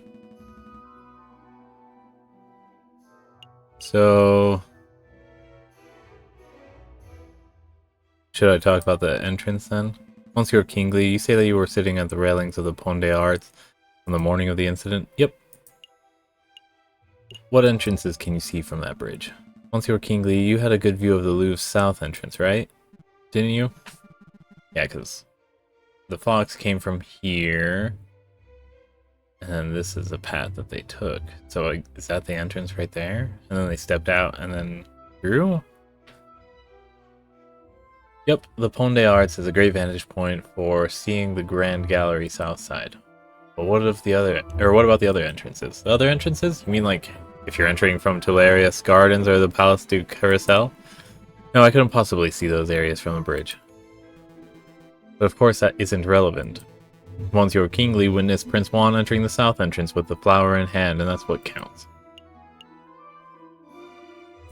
What if Prince Juan used another entrance?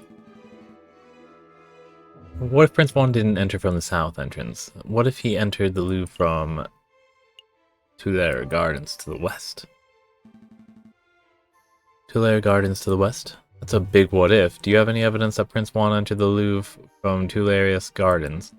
As a matter of fact, yes, I do. I have definitive proof that Prince Juan approached from the west, not the south. Hey, I know what I saw, monsieur. I'm doubtful too. Go on, JJ. Show us this definitive proof that Prince Juan entered from the Louvre from Tuileries Gardens. Look at this. A book page. Page 44 of Don Quixote specifically. It was found just outside the Louvre west entrance. This proves nothing. I'm not done yet. Take a look at this. Don Quixote. This is a book Prince Juan has been reading in jail since his arrest. I believe he has had it on his person for some time. And yes, page 44 is missing. That was the first thing I checked. You do realize that this means, don't you, Severin? The defendant was present in Tuileries Gardens prior to entering the Louvre. This also means that, in all likelihood, the defendant entered the Louvre from the west entrance, not the south. He could not possibly have been seen by Monsieur Kingsley from the Pont des Arts. What? I know what I saw, Monsieur. Fine theory, Falcon, but maybe the defendant took the long way around. One can still travel to Tuileries on the Louvre south entrance by walking along the river. An extra 2 kilometers of walking just to enjoy the pre-murder scenery? Let's not say silly things, Cocorico. Okay, maybe the defendant deliberately left the page there to mislead the investigation. Oh, why is my thingy turning on?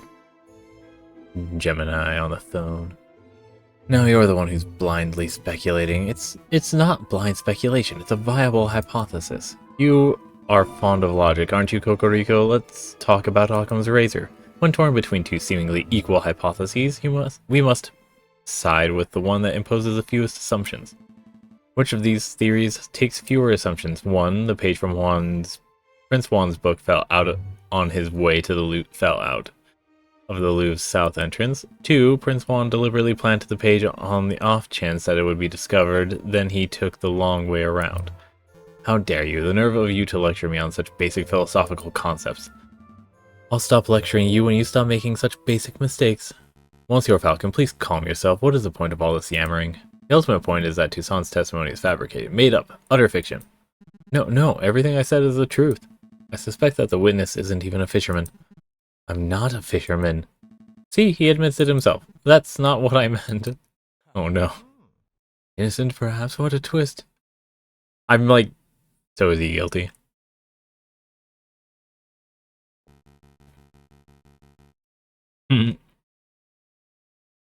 Prosecutor, you have something that will put this arrogant falcon in his place, don't you? I must concede. You concede. On this point, at least, Falcon's evidence strongly suggests that the key component of Monsieur Kingsley's testimony is false. No! That doesn't mean that Prince Juan is innocent, of course. All Falcon has demonstrated is that this particular witness is unreliable. But I did see something, I really did. Alright, so maybe I didn't exactly see a shifty-looking fox. I made that part of the story up. But I did see a swan lurking around the south entrance on the morning of the murder. Swan. You shut up, witness. Your word is mud at this point. How can we possibly trust anything you have to say? Your Honor, Judge Romulus, we're out of time. We're 10 minutes overdue to start the hare versus tortoise trial. It's that late already? Curses, I was hare versus tortoise, huh? I was hoping we could have the case wrapped up in a single trial session. It's a shame, but ultimately an accurate sentencing is always preferable to a speedy sentencing. Yes, alright, I don't need to hear your moralizing. Court will resume this Friday, the 21st of January at 9 o'clock. Don't be late. Prosecutor, do your damn job. Get this stupid fox a conviction already. I will do my best to ensure that justice is served, Your Honor. A lot came up in that trial, huh? Yeah, no doubt about that. But something's bothering me. Why would that fisherman guy, Monsieur Kingsley, lie on the witness stand? Maybe he was coerced? Ellipses. No idea, huh? Keep an open mind. Anything is possible at this stage. But to be perfectly honest, something else is bothering me about the trial. It's Judge Romulus and Signe, but mostly Romulus. Judge Romulus, he's acting without a shred of I mean, no he's not.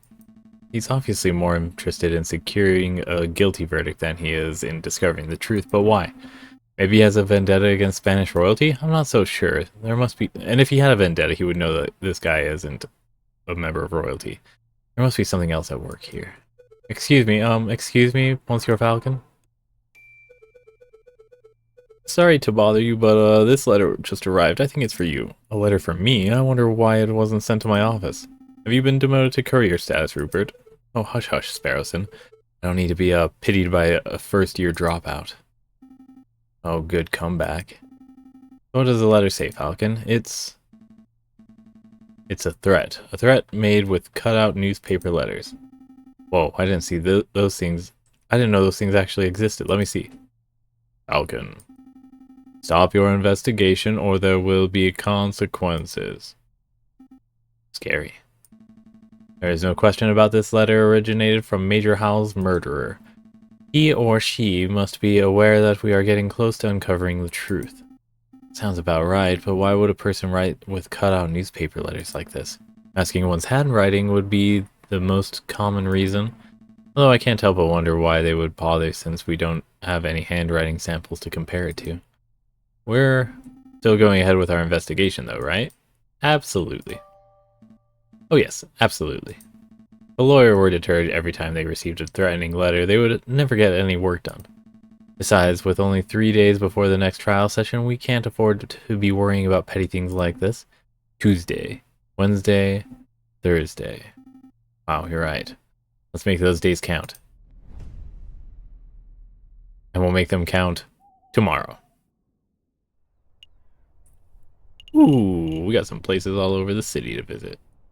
So, we'll press this cog, I think that's right here. Save and quit. And then exit to desktop.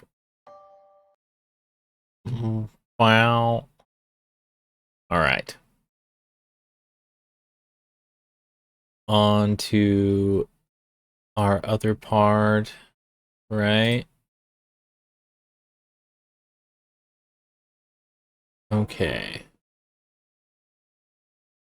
Bosca coil time. Whoa, not the yellow note, no. That would imply I'm reactivating the camera in hopes that it'll work. No. Instead, we open Bosca coil. Chew on some kernels of popcorn, grab our book.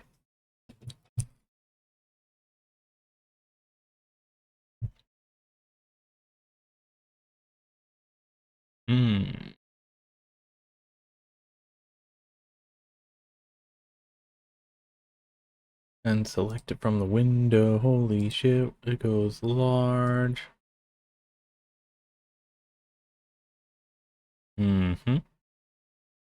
About there. About there. And then about there. Yeah.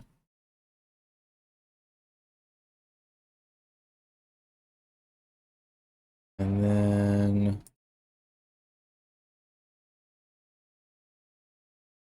why is there no sound there?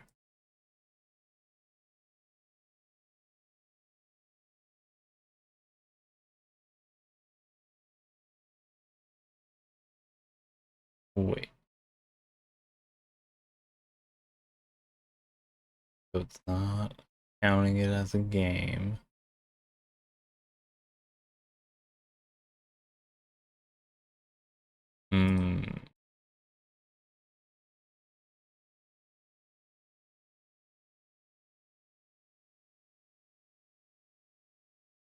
Okay, well, never mind. We'll just leave it with Bosca coil. Alright.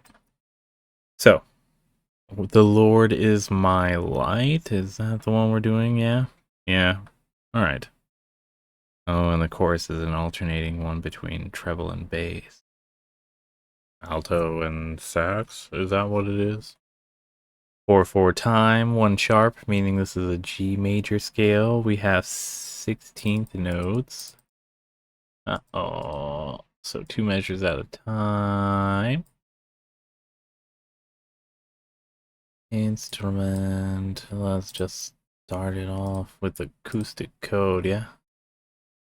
Quarter note would be 4. At B and D. Now, we've got 1, 2, 3, 4, 5, 6, 7, 8, 9, 10, 11, 12, 13, 14, 15, 16 measures.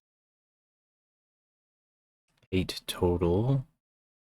So we'll put this one here at 9, where the loop begins. As we go quarter, 3/16, 16th, 3/8, 8th.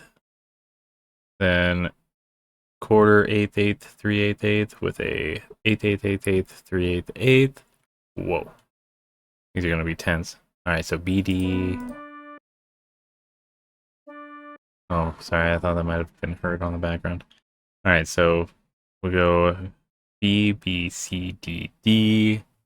8th notes. B, C, B, C, D, E. 3, 8th. Yeah, so that would be 4 and 2. Yeah. DD. Oh, okay, I said DD. And then the top one was a D, G, A. Oh my goodness, and I did this wrong too. I said 3, 16th, 16th. Alright. So, D, G, A, B, B.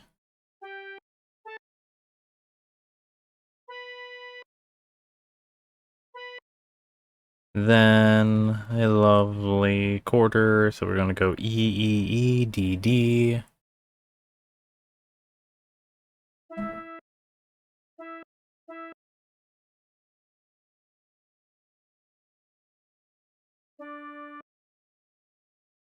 Oh.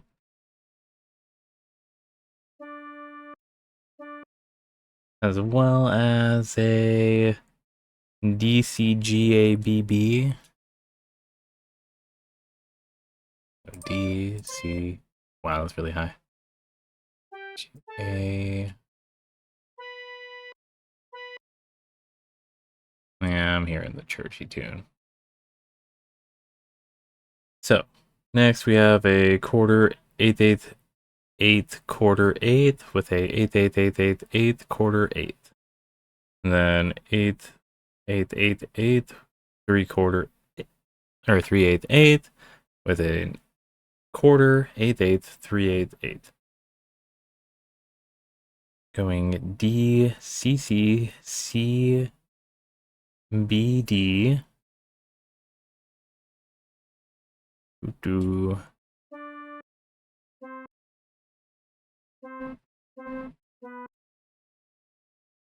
3/4, quarter note, there we go.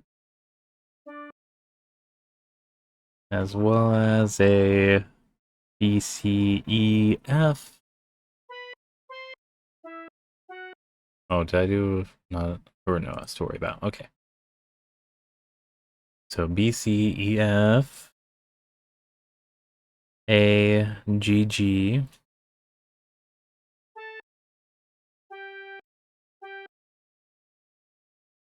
Then a D, C sharp, C sharp, D, C natural.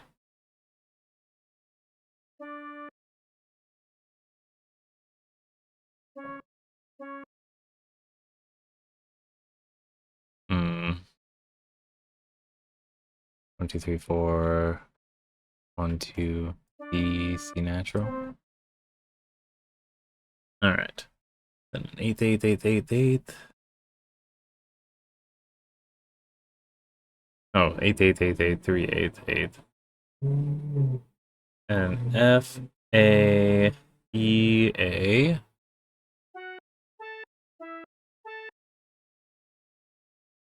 F, A, E, A, then our lovely D, and then a D. We're getting there. That's the process. The end is in sight. Now, quarter, Oh, are we in a repeat? Tell me it's a repeat. It's not quite a repeat. Shit. But it's almost. It's worth considering. What if I did that? And then erased this and replaced it with this to be more in accordance as I check the second measure for repeating, overlaying energy. Correct. Sweet, we're done with our fourth one. 5. Do you believe this one? It's not a repeat, don't worry about it. Okay. We have an 8 an 8/8 with a quarter, 8/8, quarter, 8/8. Then quarter, 8/8, quarter, quarter with a 8/8, quarter, quarter. Let's get those quarters in. D, CB.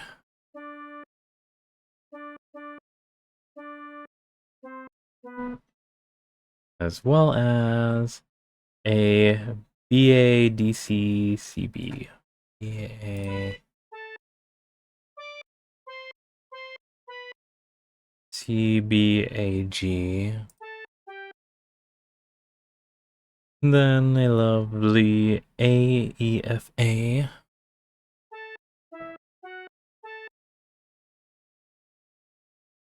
Oh, and there's a CC down there, by the way. Let's do that as we get into our quarter note chunk. A C, TC, B, B.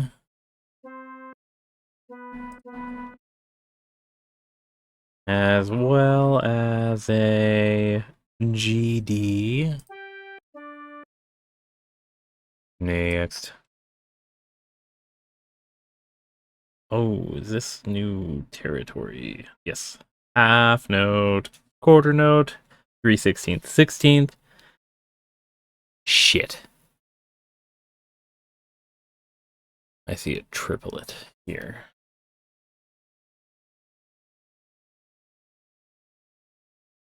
Hmm.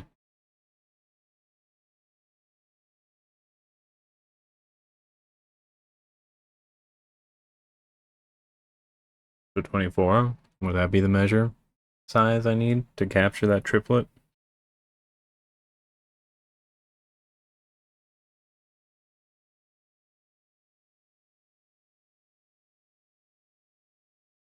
Hmm.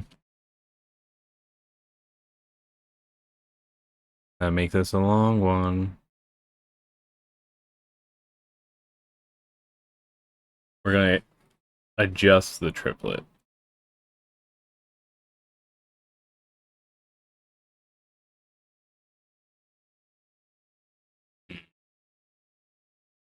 We'll make it a swing instead.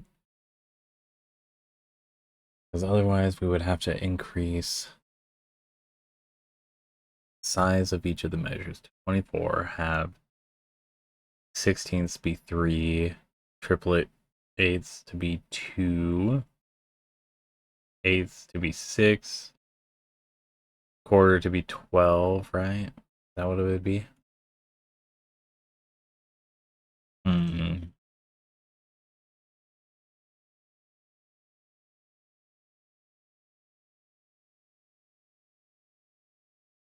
That even fit on anything that's larger than a 4/4 scale? Or larger than a 3/4 scale?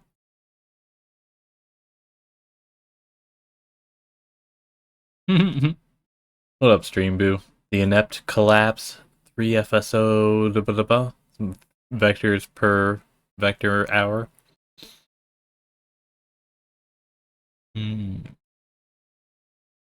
May you successfully track down some users for whatever the Stream Boo is.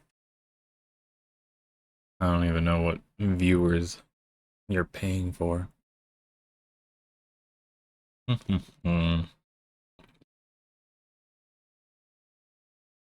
we're gonna ignore the 13th, the triplets.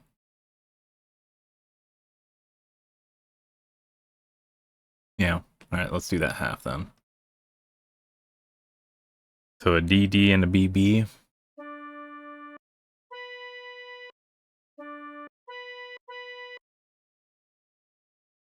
Then a CB and an AG.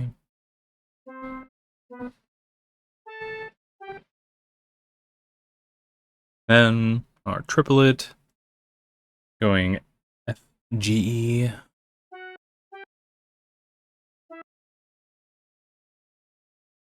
Then a C right here.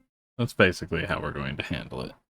Then a 3/8 at B and D. Then rest as we go 8th, 3/16, 16th at D, GB.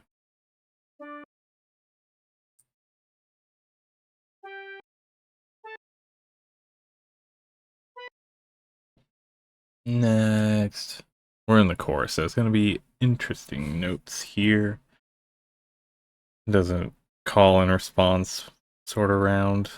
So half note, quarter note, 3/16, 16th with a 3/16 rest, 16th, 3/16, 16th quarter rest. Then a half, quarter with a quarter rest, 3/16, 16th quarter. We gonna get it typed in, don't worry about it. 1 2 3 4, 1 2 3 4. A D might be a bit too high there. AA. And then our 3 count rest, our single beat entry at FFFF. So F, F, F, F. There's wind coming through the window and it feels so nice. Alright. Half note B, quarter note G, quarter note D, B, G, D.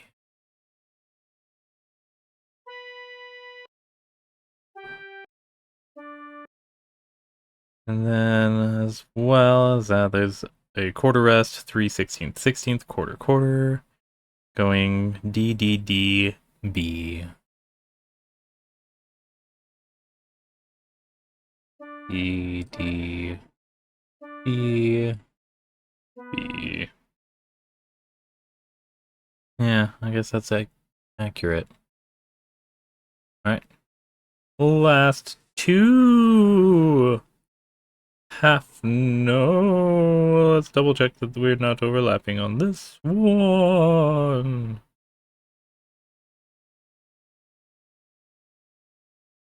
Okay.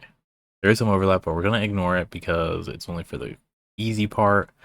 But it's a half, quarter, 3/16, 16th, then triplets, triplet eights, half note, quarter note. So half note at D and B, and there's a DB again. For our quarter, and our 3/16, 16th is AG and CB.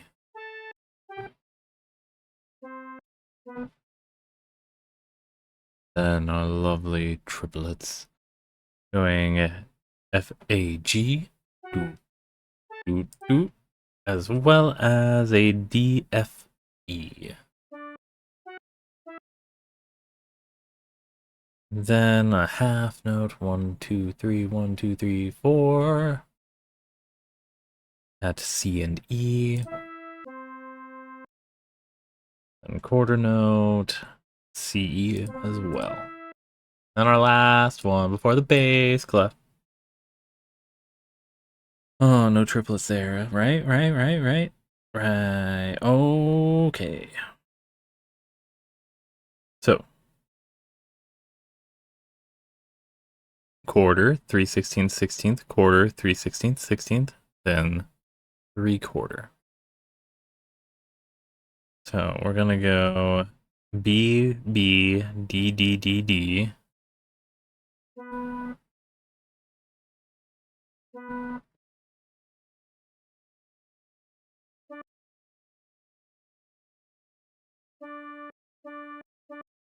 D, D, D, D, D. And then a D, G, B, D, F, A. D, D, D, D, F, A. Tell me I said that all right. I did. Sweet. 3 quarter notes happen to be a D and a G. Ta-da! So graceful. Alright. We're in it now for the next chunk, the bass clef. Sounds fun, but we're gonna just keep it default. Tomorrow I need to prioritize finding a better camera, because this is driving me crazy not having visual feedback. I don't have any visuals for non-interaction on that level. Otherwise it's just my voice, and I don't do that well, do I? So quarter note intro. For our bass treble clef, bass clef, bass clef. We have a G octave quarter note.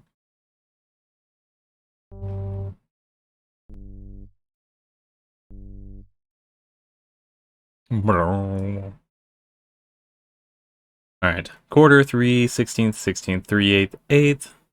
Then quarter, 8/8, 3/8, 8th. G all down below. Then on the top part is actually a G, D, D, G, G. Let's get the bottom line first. So quarter, 3/16th, 16th, 3/8, 8th. Then a G, G, did I say D? Oh, it's a G, D, D. Oh, G, D, D. G, G.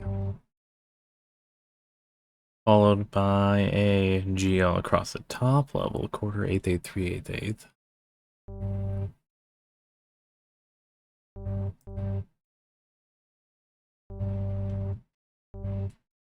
As well as down below is a C, C, G, G.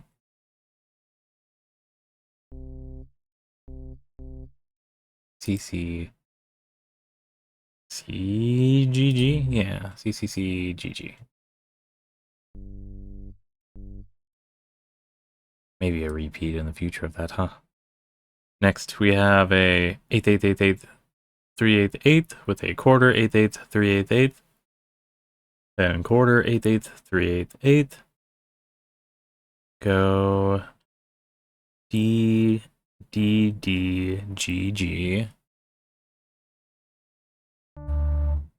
Roll for effect.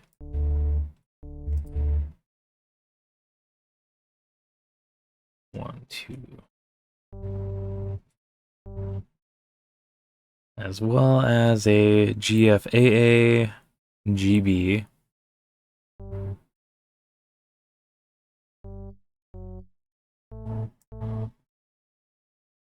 GFAA, GB. Followed by an AGGFF. Oh, quarter, my bad.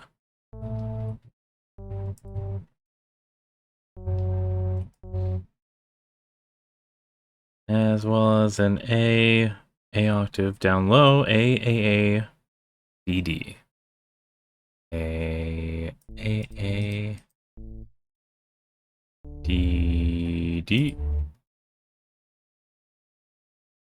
Next. Were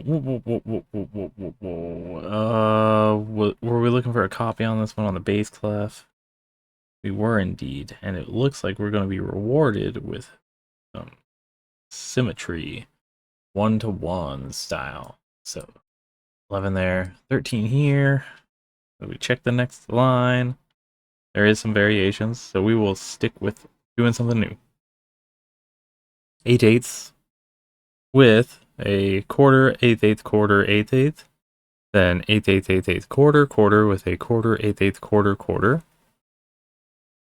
D, D, D, D, D, E. Roll for effect. So first D, D, D, D, D, E. Well as the 8/8 going G, F, B, A, A, G, G, F, B, A, G, F, G.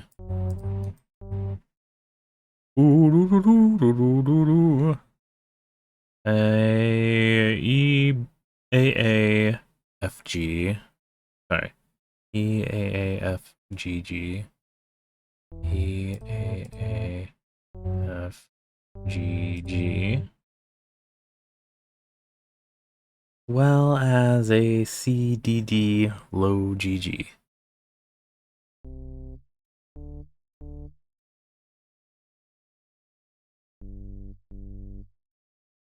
Yeah, something along that line. Next. 14. We have a quarter, 3/16, 16th, quarter, quarter, quarter, 3/16, 16th, quarter, quarter rest. And it looks like it's a little boring. Down below is just a line of G's. So quarter, 3/16, 16th, quarter, quarter, G, G, yeah. And then a lovely high octave G, G, G, G, D.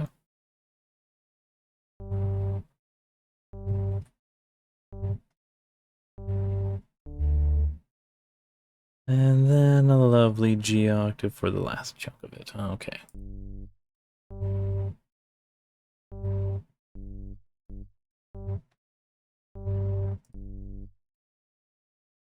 Huh. And then a rest. Love to see it. Then we have a 3/16 rest, 16th, 3/16, 16th, quarter, quarter rest, then quarter rest, 3/16, 16th, quarter, quarter. D's and A's. That's what I'm looking at. Roll for effect though first.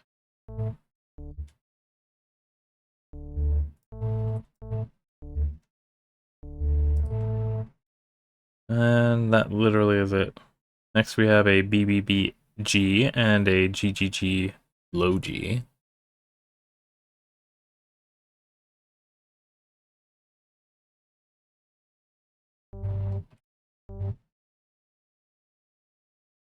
GG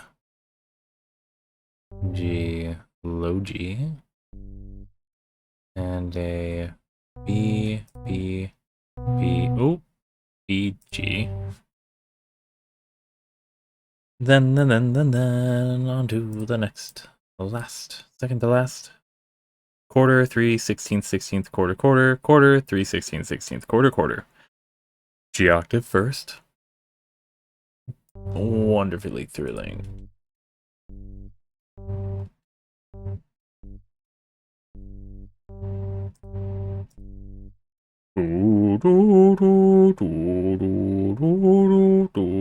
C and G on the next chunk of it.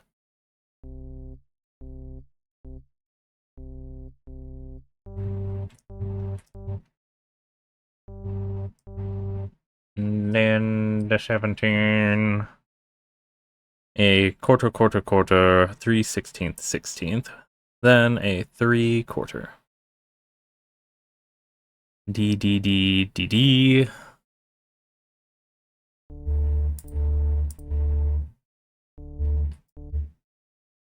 As well as a G, G, F, A, C.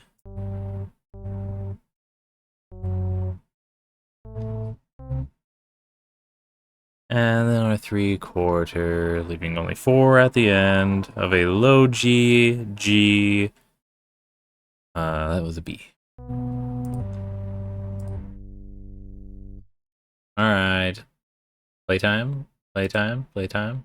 as we check our tempo, making sure that it's at 92, going just as fast to cover the 16th note gap. This is text by James Nicholson, 1828 to 1876. Jesus, 1920s, 1876. Music by John R. Sweeney, 1837 to 1899. No crossover with my life. Wonderful stuff.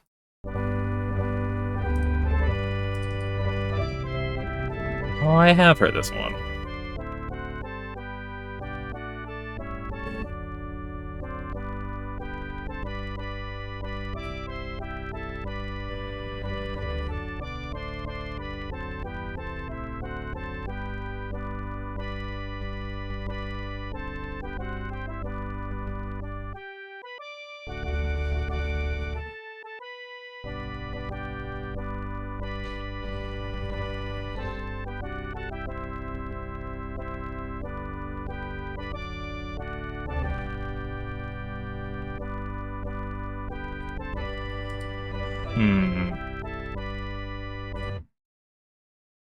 Okay.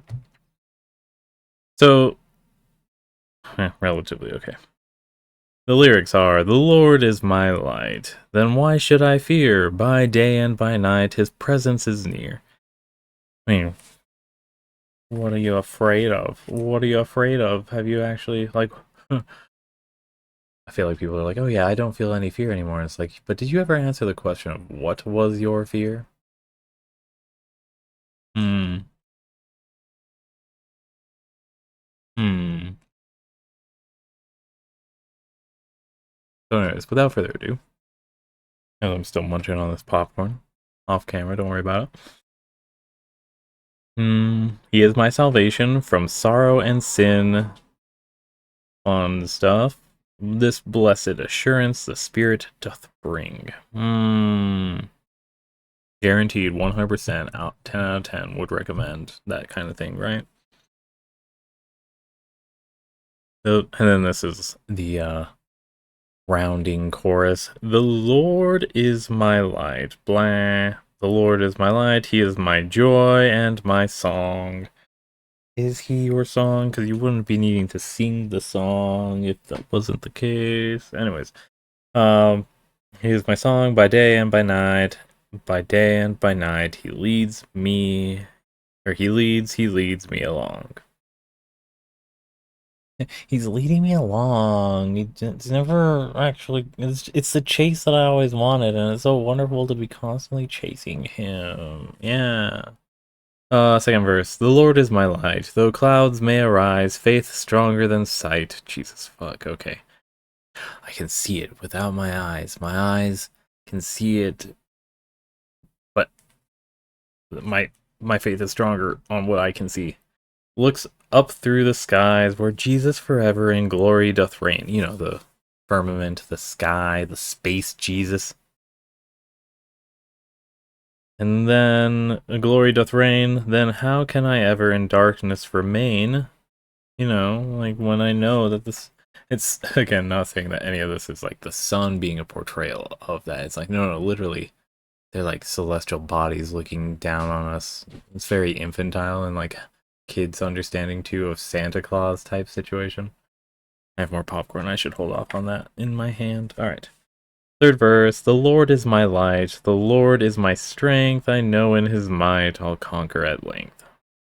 I know in his might I'll conquer at length. Yes, because with God, it's manifest destiny all the way through. Everything will be conquered eventually, as opposed to just more of existing perpetually, which is a little bit different, but not one that's also explored in the same way of like, hey, are we talking space, Jesus, Santa Claus? Like a Santa Claus that built up a layaway system for you? I don't know. Anyways, the Lord is my light. My light. My Lord is my light. My Lord is my light. He is my joy and my song. By day and by night, by day and by night, he leads me along. That's the fourth verse that we're on, right? Yeah. Oh wait, I didn't even finish the other one. The Lord is my light, the Lord is my strength. I know in his might I'll conquer at length. My weakness in mercy. What?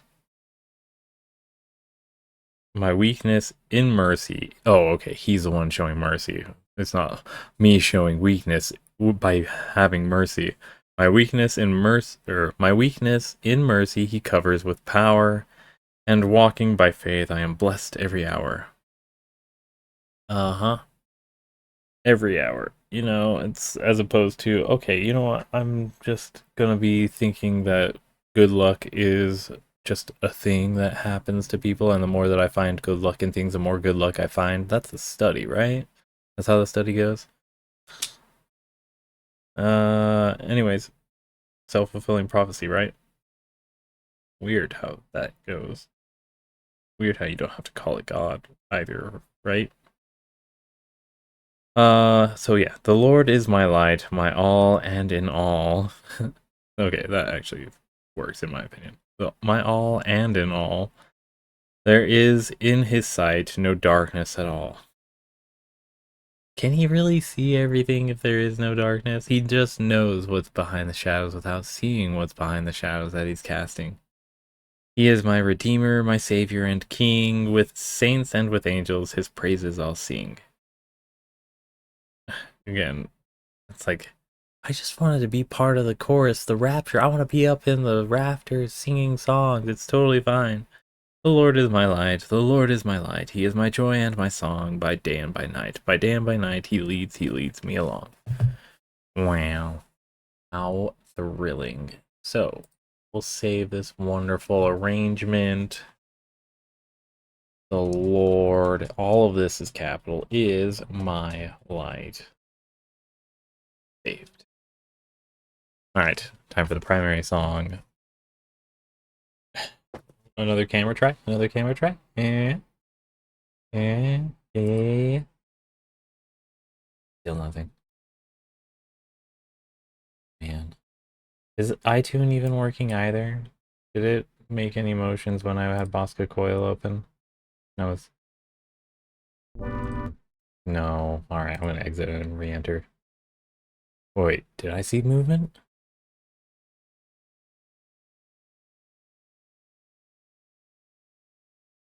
Alright, and the new song. I'm sure there weren't really any changes. There we go. Now we have actual action in the background. So much better. So much better. I like my birthdays. Why is that a song in the gospel? Oh, I guess we'll be finding out soon because it's tomorrow's, I think. Oh god. Alright. Yesterday we did when Jesus Christ was baptized, right? So today we're doing when I am baptized. Yeah. Oh god. I hate it. Alright. 2/4 time. 8th notes galore, but not... There is a 16th. Get over yourself. Alright. 16, but 8 because there's half of it per measure.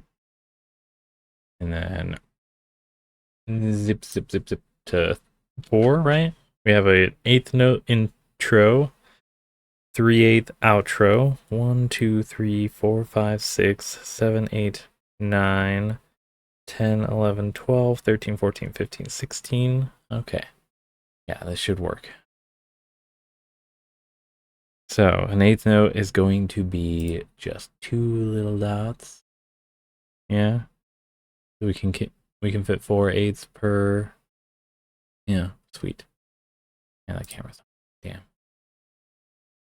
That's working. That makes me happy. All right. So.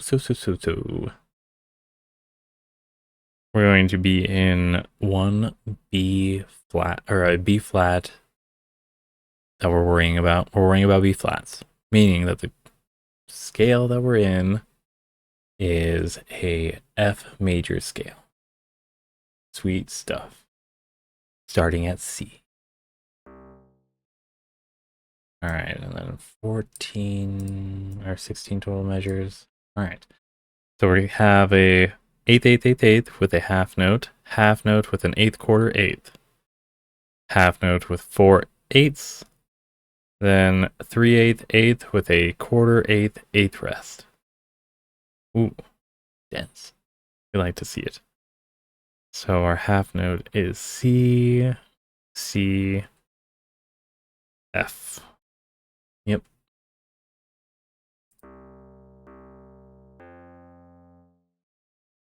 And then we also have our eighth notes. One was a C right here. But instead we'll do C, F, F, A. And then a C, C.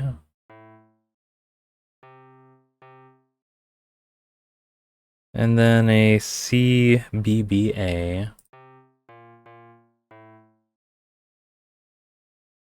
Oh no, I recognize this song. Oh shit. Alright, 1, 2, 3, 4, 1, 2.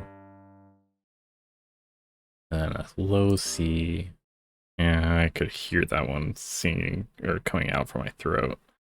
Alright. F, E. Or this quarter.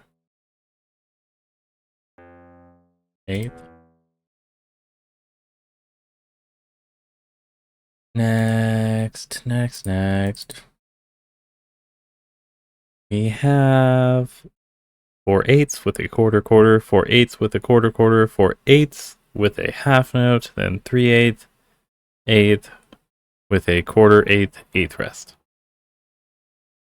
We'll get the quarters in. We're gonna go B, A, C, E.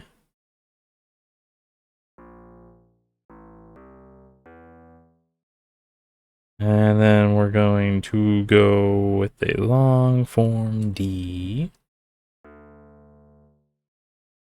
And then a F, E. And then there's that eighth rest. Don't worry about it. And then we have our actual eighth notes that we're worrying about. C, F, F, A. This is when I'm going to do a repeat too. A, C, C, C. Yeah. So different. Then a C, B, B, A.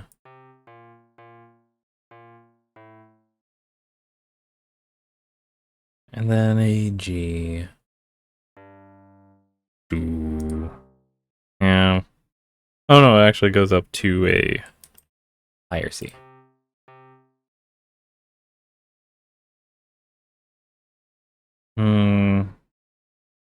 Then we have an eighth, eighth, eighth, eighth with a half note with a 4/8, half note with 4/8, then 3/8, eighth with a quarter, eighth rest.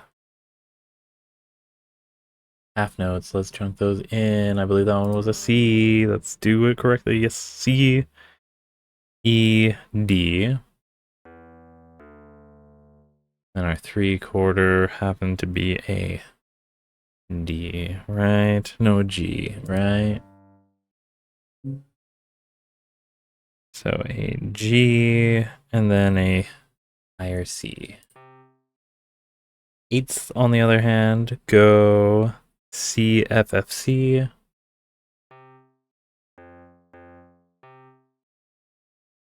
Then a C, F, F, C again. All on top of an E whole note, or half note. Yeah. Alright. Then a C, B, B, A.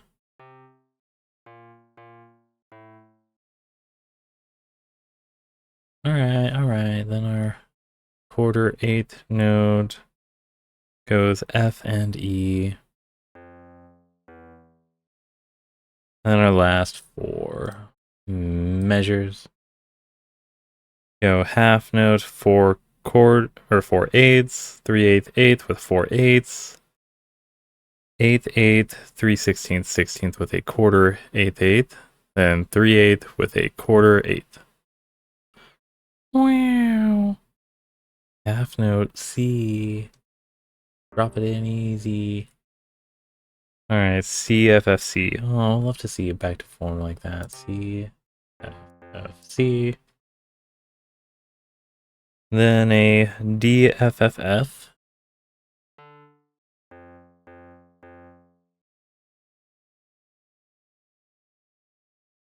As well as a D, E.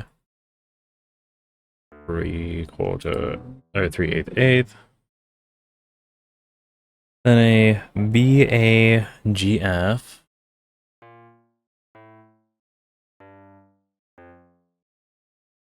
As well as that quarter, then 1/8 at DFE.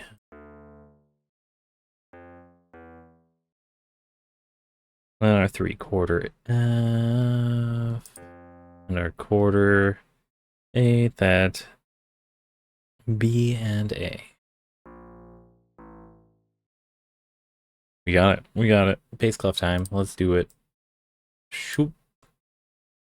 It's actually a rest, so we'll be doing that there. Sweet.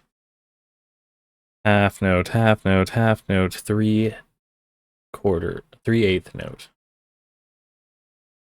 Wow. Instrument, do we want to change it at all? Do we want to leave it all on the same thing? We'll keep them separate for now. But we're basically going to do the same thing. Acoustic chord, church, organ, grand piano, lead over on this side, church organ, yay, arrangement, yay. So an FA, EA, DB.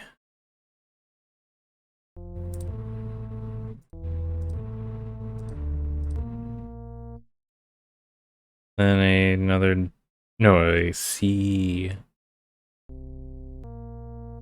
B. Yeah. Doo-doo, doo-doo, doo-doo. All right, half note with quarter, 1/8 quarter. Half note is an F. Quarter is a DC. Then we have our 1/8 quarter going AE A.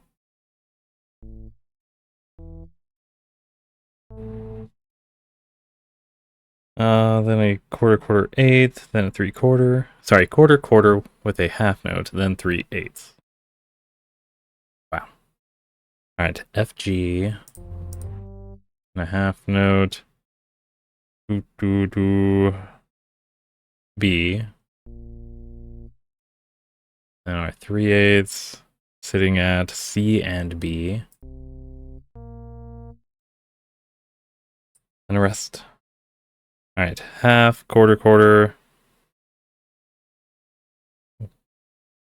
Half with a quarter, quarter with a half, quarter with a half, 1/8 rest. Our half notes are F, A, B. Fab. F, A, B. Ba, ba, ba, ba, ba, ba, ba, ba, da, da.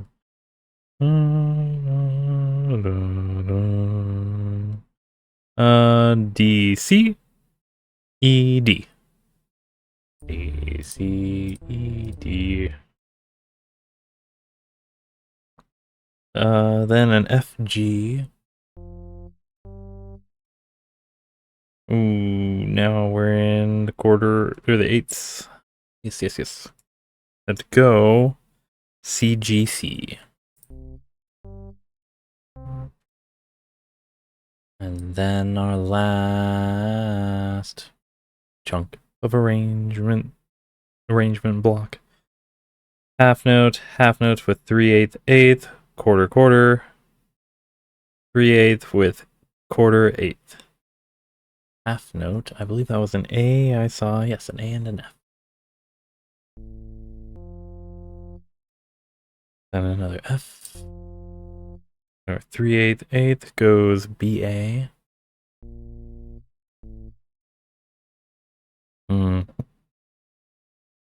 A G, C, as well as an F, B. And our 3/4 sits at a lovely low F. Our half and 1/8, or our 1/4 and 1/8 goes D, C. Alright, let's hear it. Tempo going 72, and we'll keep it again because we're dealing with 16ths. One off. Maybe it's a little too fast. It should be thoughtfully.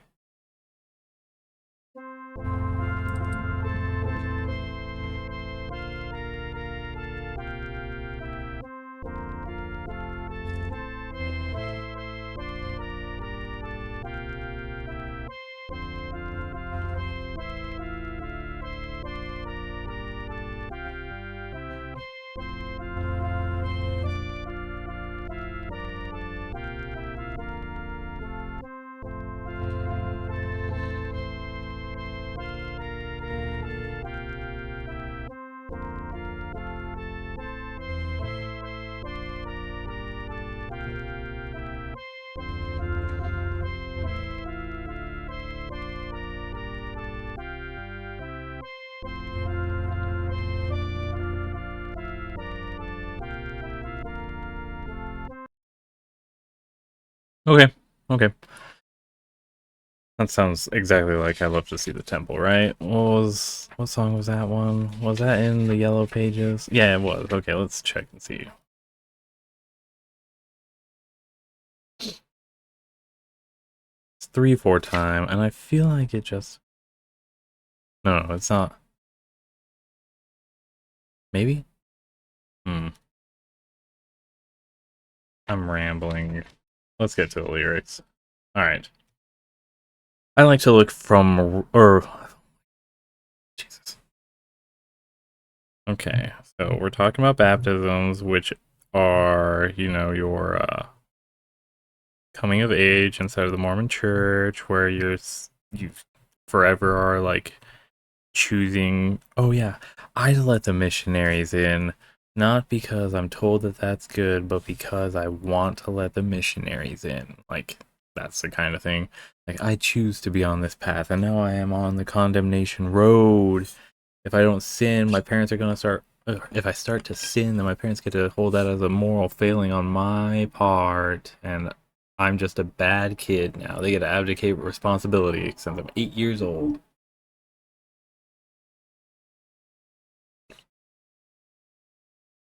So, I like to look for rainbows. Oh, by the way, words by Nita Dale Milner, born 1952, deep in McCarthy era, right? Is McCarthy in that kind of time period?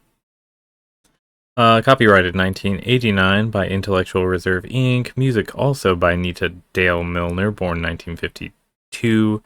Copyrighted 1989 by Intellectual Reserve Inc. It was the text that was adapted, and then the music later. Or the music appropriation to fit it, I'm assuming. I don't know. Anyways, so yeah, I like to look for rainbows whenever there is rain, and ponder on the beauty of an earth made clean again. Hey, you remember all those people that died? I love to think of that as like, ah, yes. Now that I'm the Holy One and everybody else is gone and wiped clean and dead,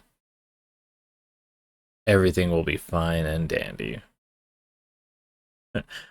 It's so beautiful. I ponder on the beauty of an earth made clean again. That's what it means when it's like, I like to look for rainbows whenever there is rain. Not like it being, oh yeah, the rain's just cleaning the earth. It's not that. It's like, oh yeah, there was a big giant flood, and I can think of that whenever I see of rainbows because it's a promise that it'll never happen again. I can live my life knowing that water is now the domain of man, I think. Alright. But yeah. Earth made clean again. I want my life to be as clean as earth right after rain. I want to be the best I can and live with God again. Okay. I'm just getting the impression that it is about the flood as opposed to being just about the rain. I know when I am baptized, this is the second verse. I know when I am baptized, my wrongs are washed away, every single one of them, because you were accumulating wrongs as a kid. Baptism works as like a quick little refresh button, which you get to refresh every time that you take the sacrament inside of sacrament meeting. It's like the weekly one as opposed to the very big one that is basically you being like, yeah, okay, now you're an addict to church. You've got to keep your fix up. Otherwise, we can't trust that you're going to get into heaven all on your own understanding of things. Wow. All right. Anyways, yeah, and I can be forgiven and improve myself each day. You can do that even without having to be baptized, and it's not a quality that's a pure one exclusively anyways. You know, I can be forgiven and improve myself each day. I don't know, being forgiven is way too pushed onto just a transactional exchange between a externalized morality from yourself and just the zeitgeist in general to being an actual act of like gaining forgiveness through comprehending what went wrong and actually trying to remedy that wrong. Otherwise, it's just like, oh yeah, I'm gonna fix this by doing some Hail Marys. That's it. Take this bread, take this water. It's cannibalism in essence, and we're gonna be. If you can forgive cannibalism, then you can forgive anything, right? Right? That's totally fine. All right. Anyways, I want my life to be as clean as earth right after rain. I want to be the best I can and live with God again. Blah, blah, blah. Cool stuff. Saving when I am baptized. All capital. I am baptized. Remember that Z in there. How cool. All right, that's it for the day. Yeah, that's it. A very, I couldn't see myself through this entire thing. It's like being numb at the dentist. It's weird. Have a good one out there. Take care, stay safe. Good luck, have fun. I'm gonna go finish off this popcorn. See you tomorrow with maybe a working webcam, but probably not. But see you tomorrow. Regardless. I'll see you, but not see you really, and you'll see me and not see me really. But yeah, bye.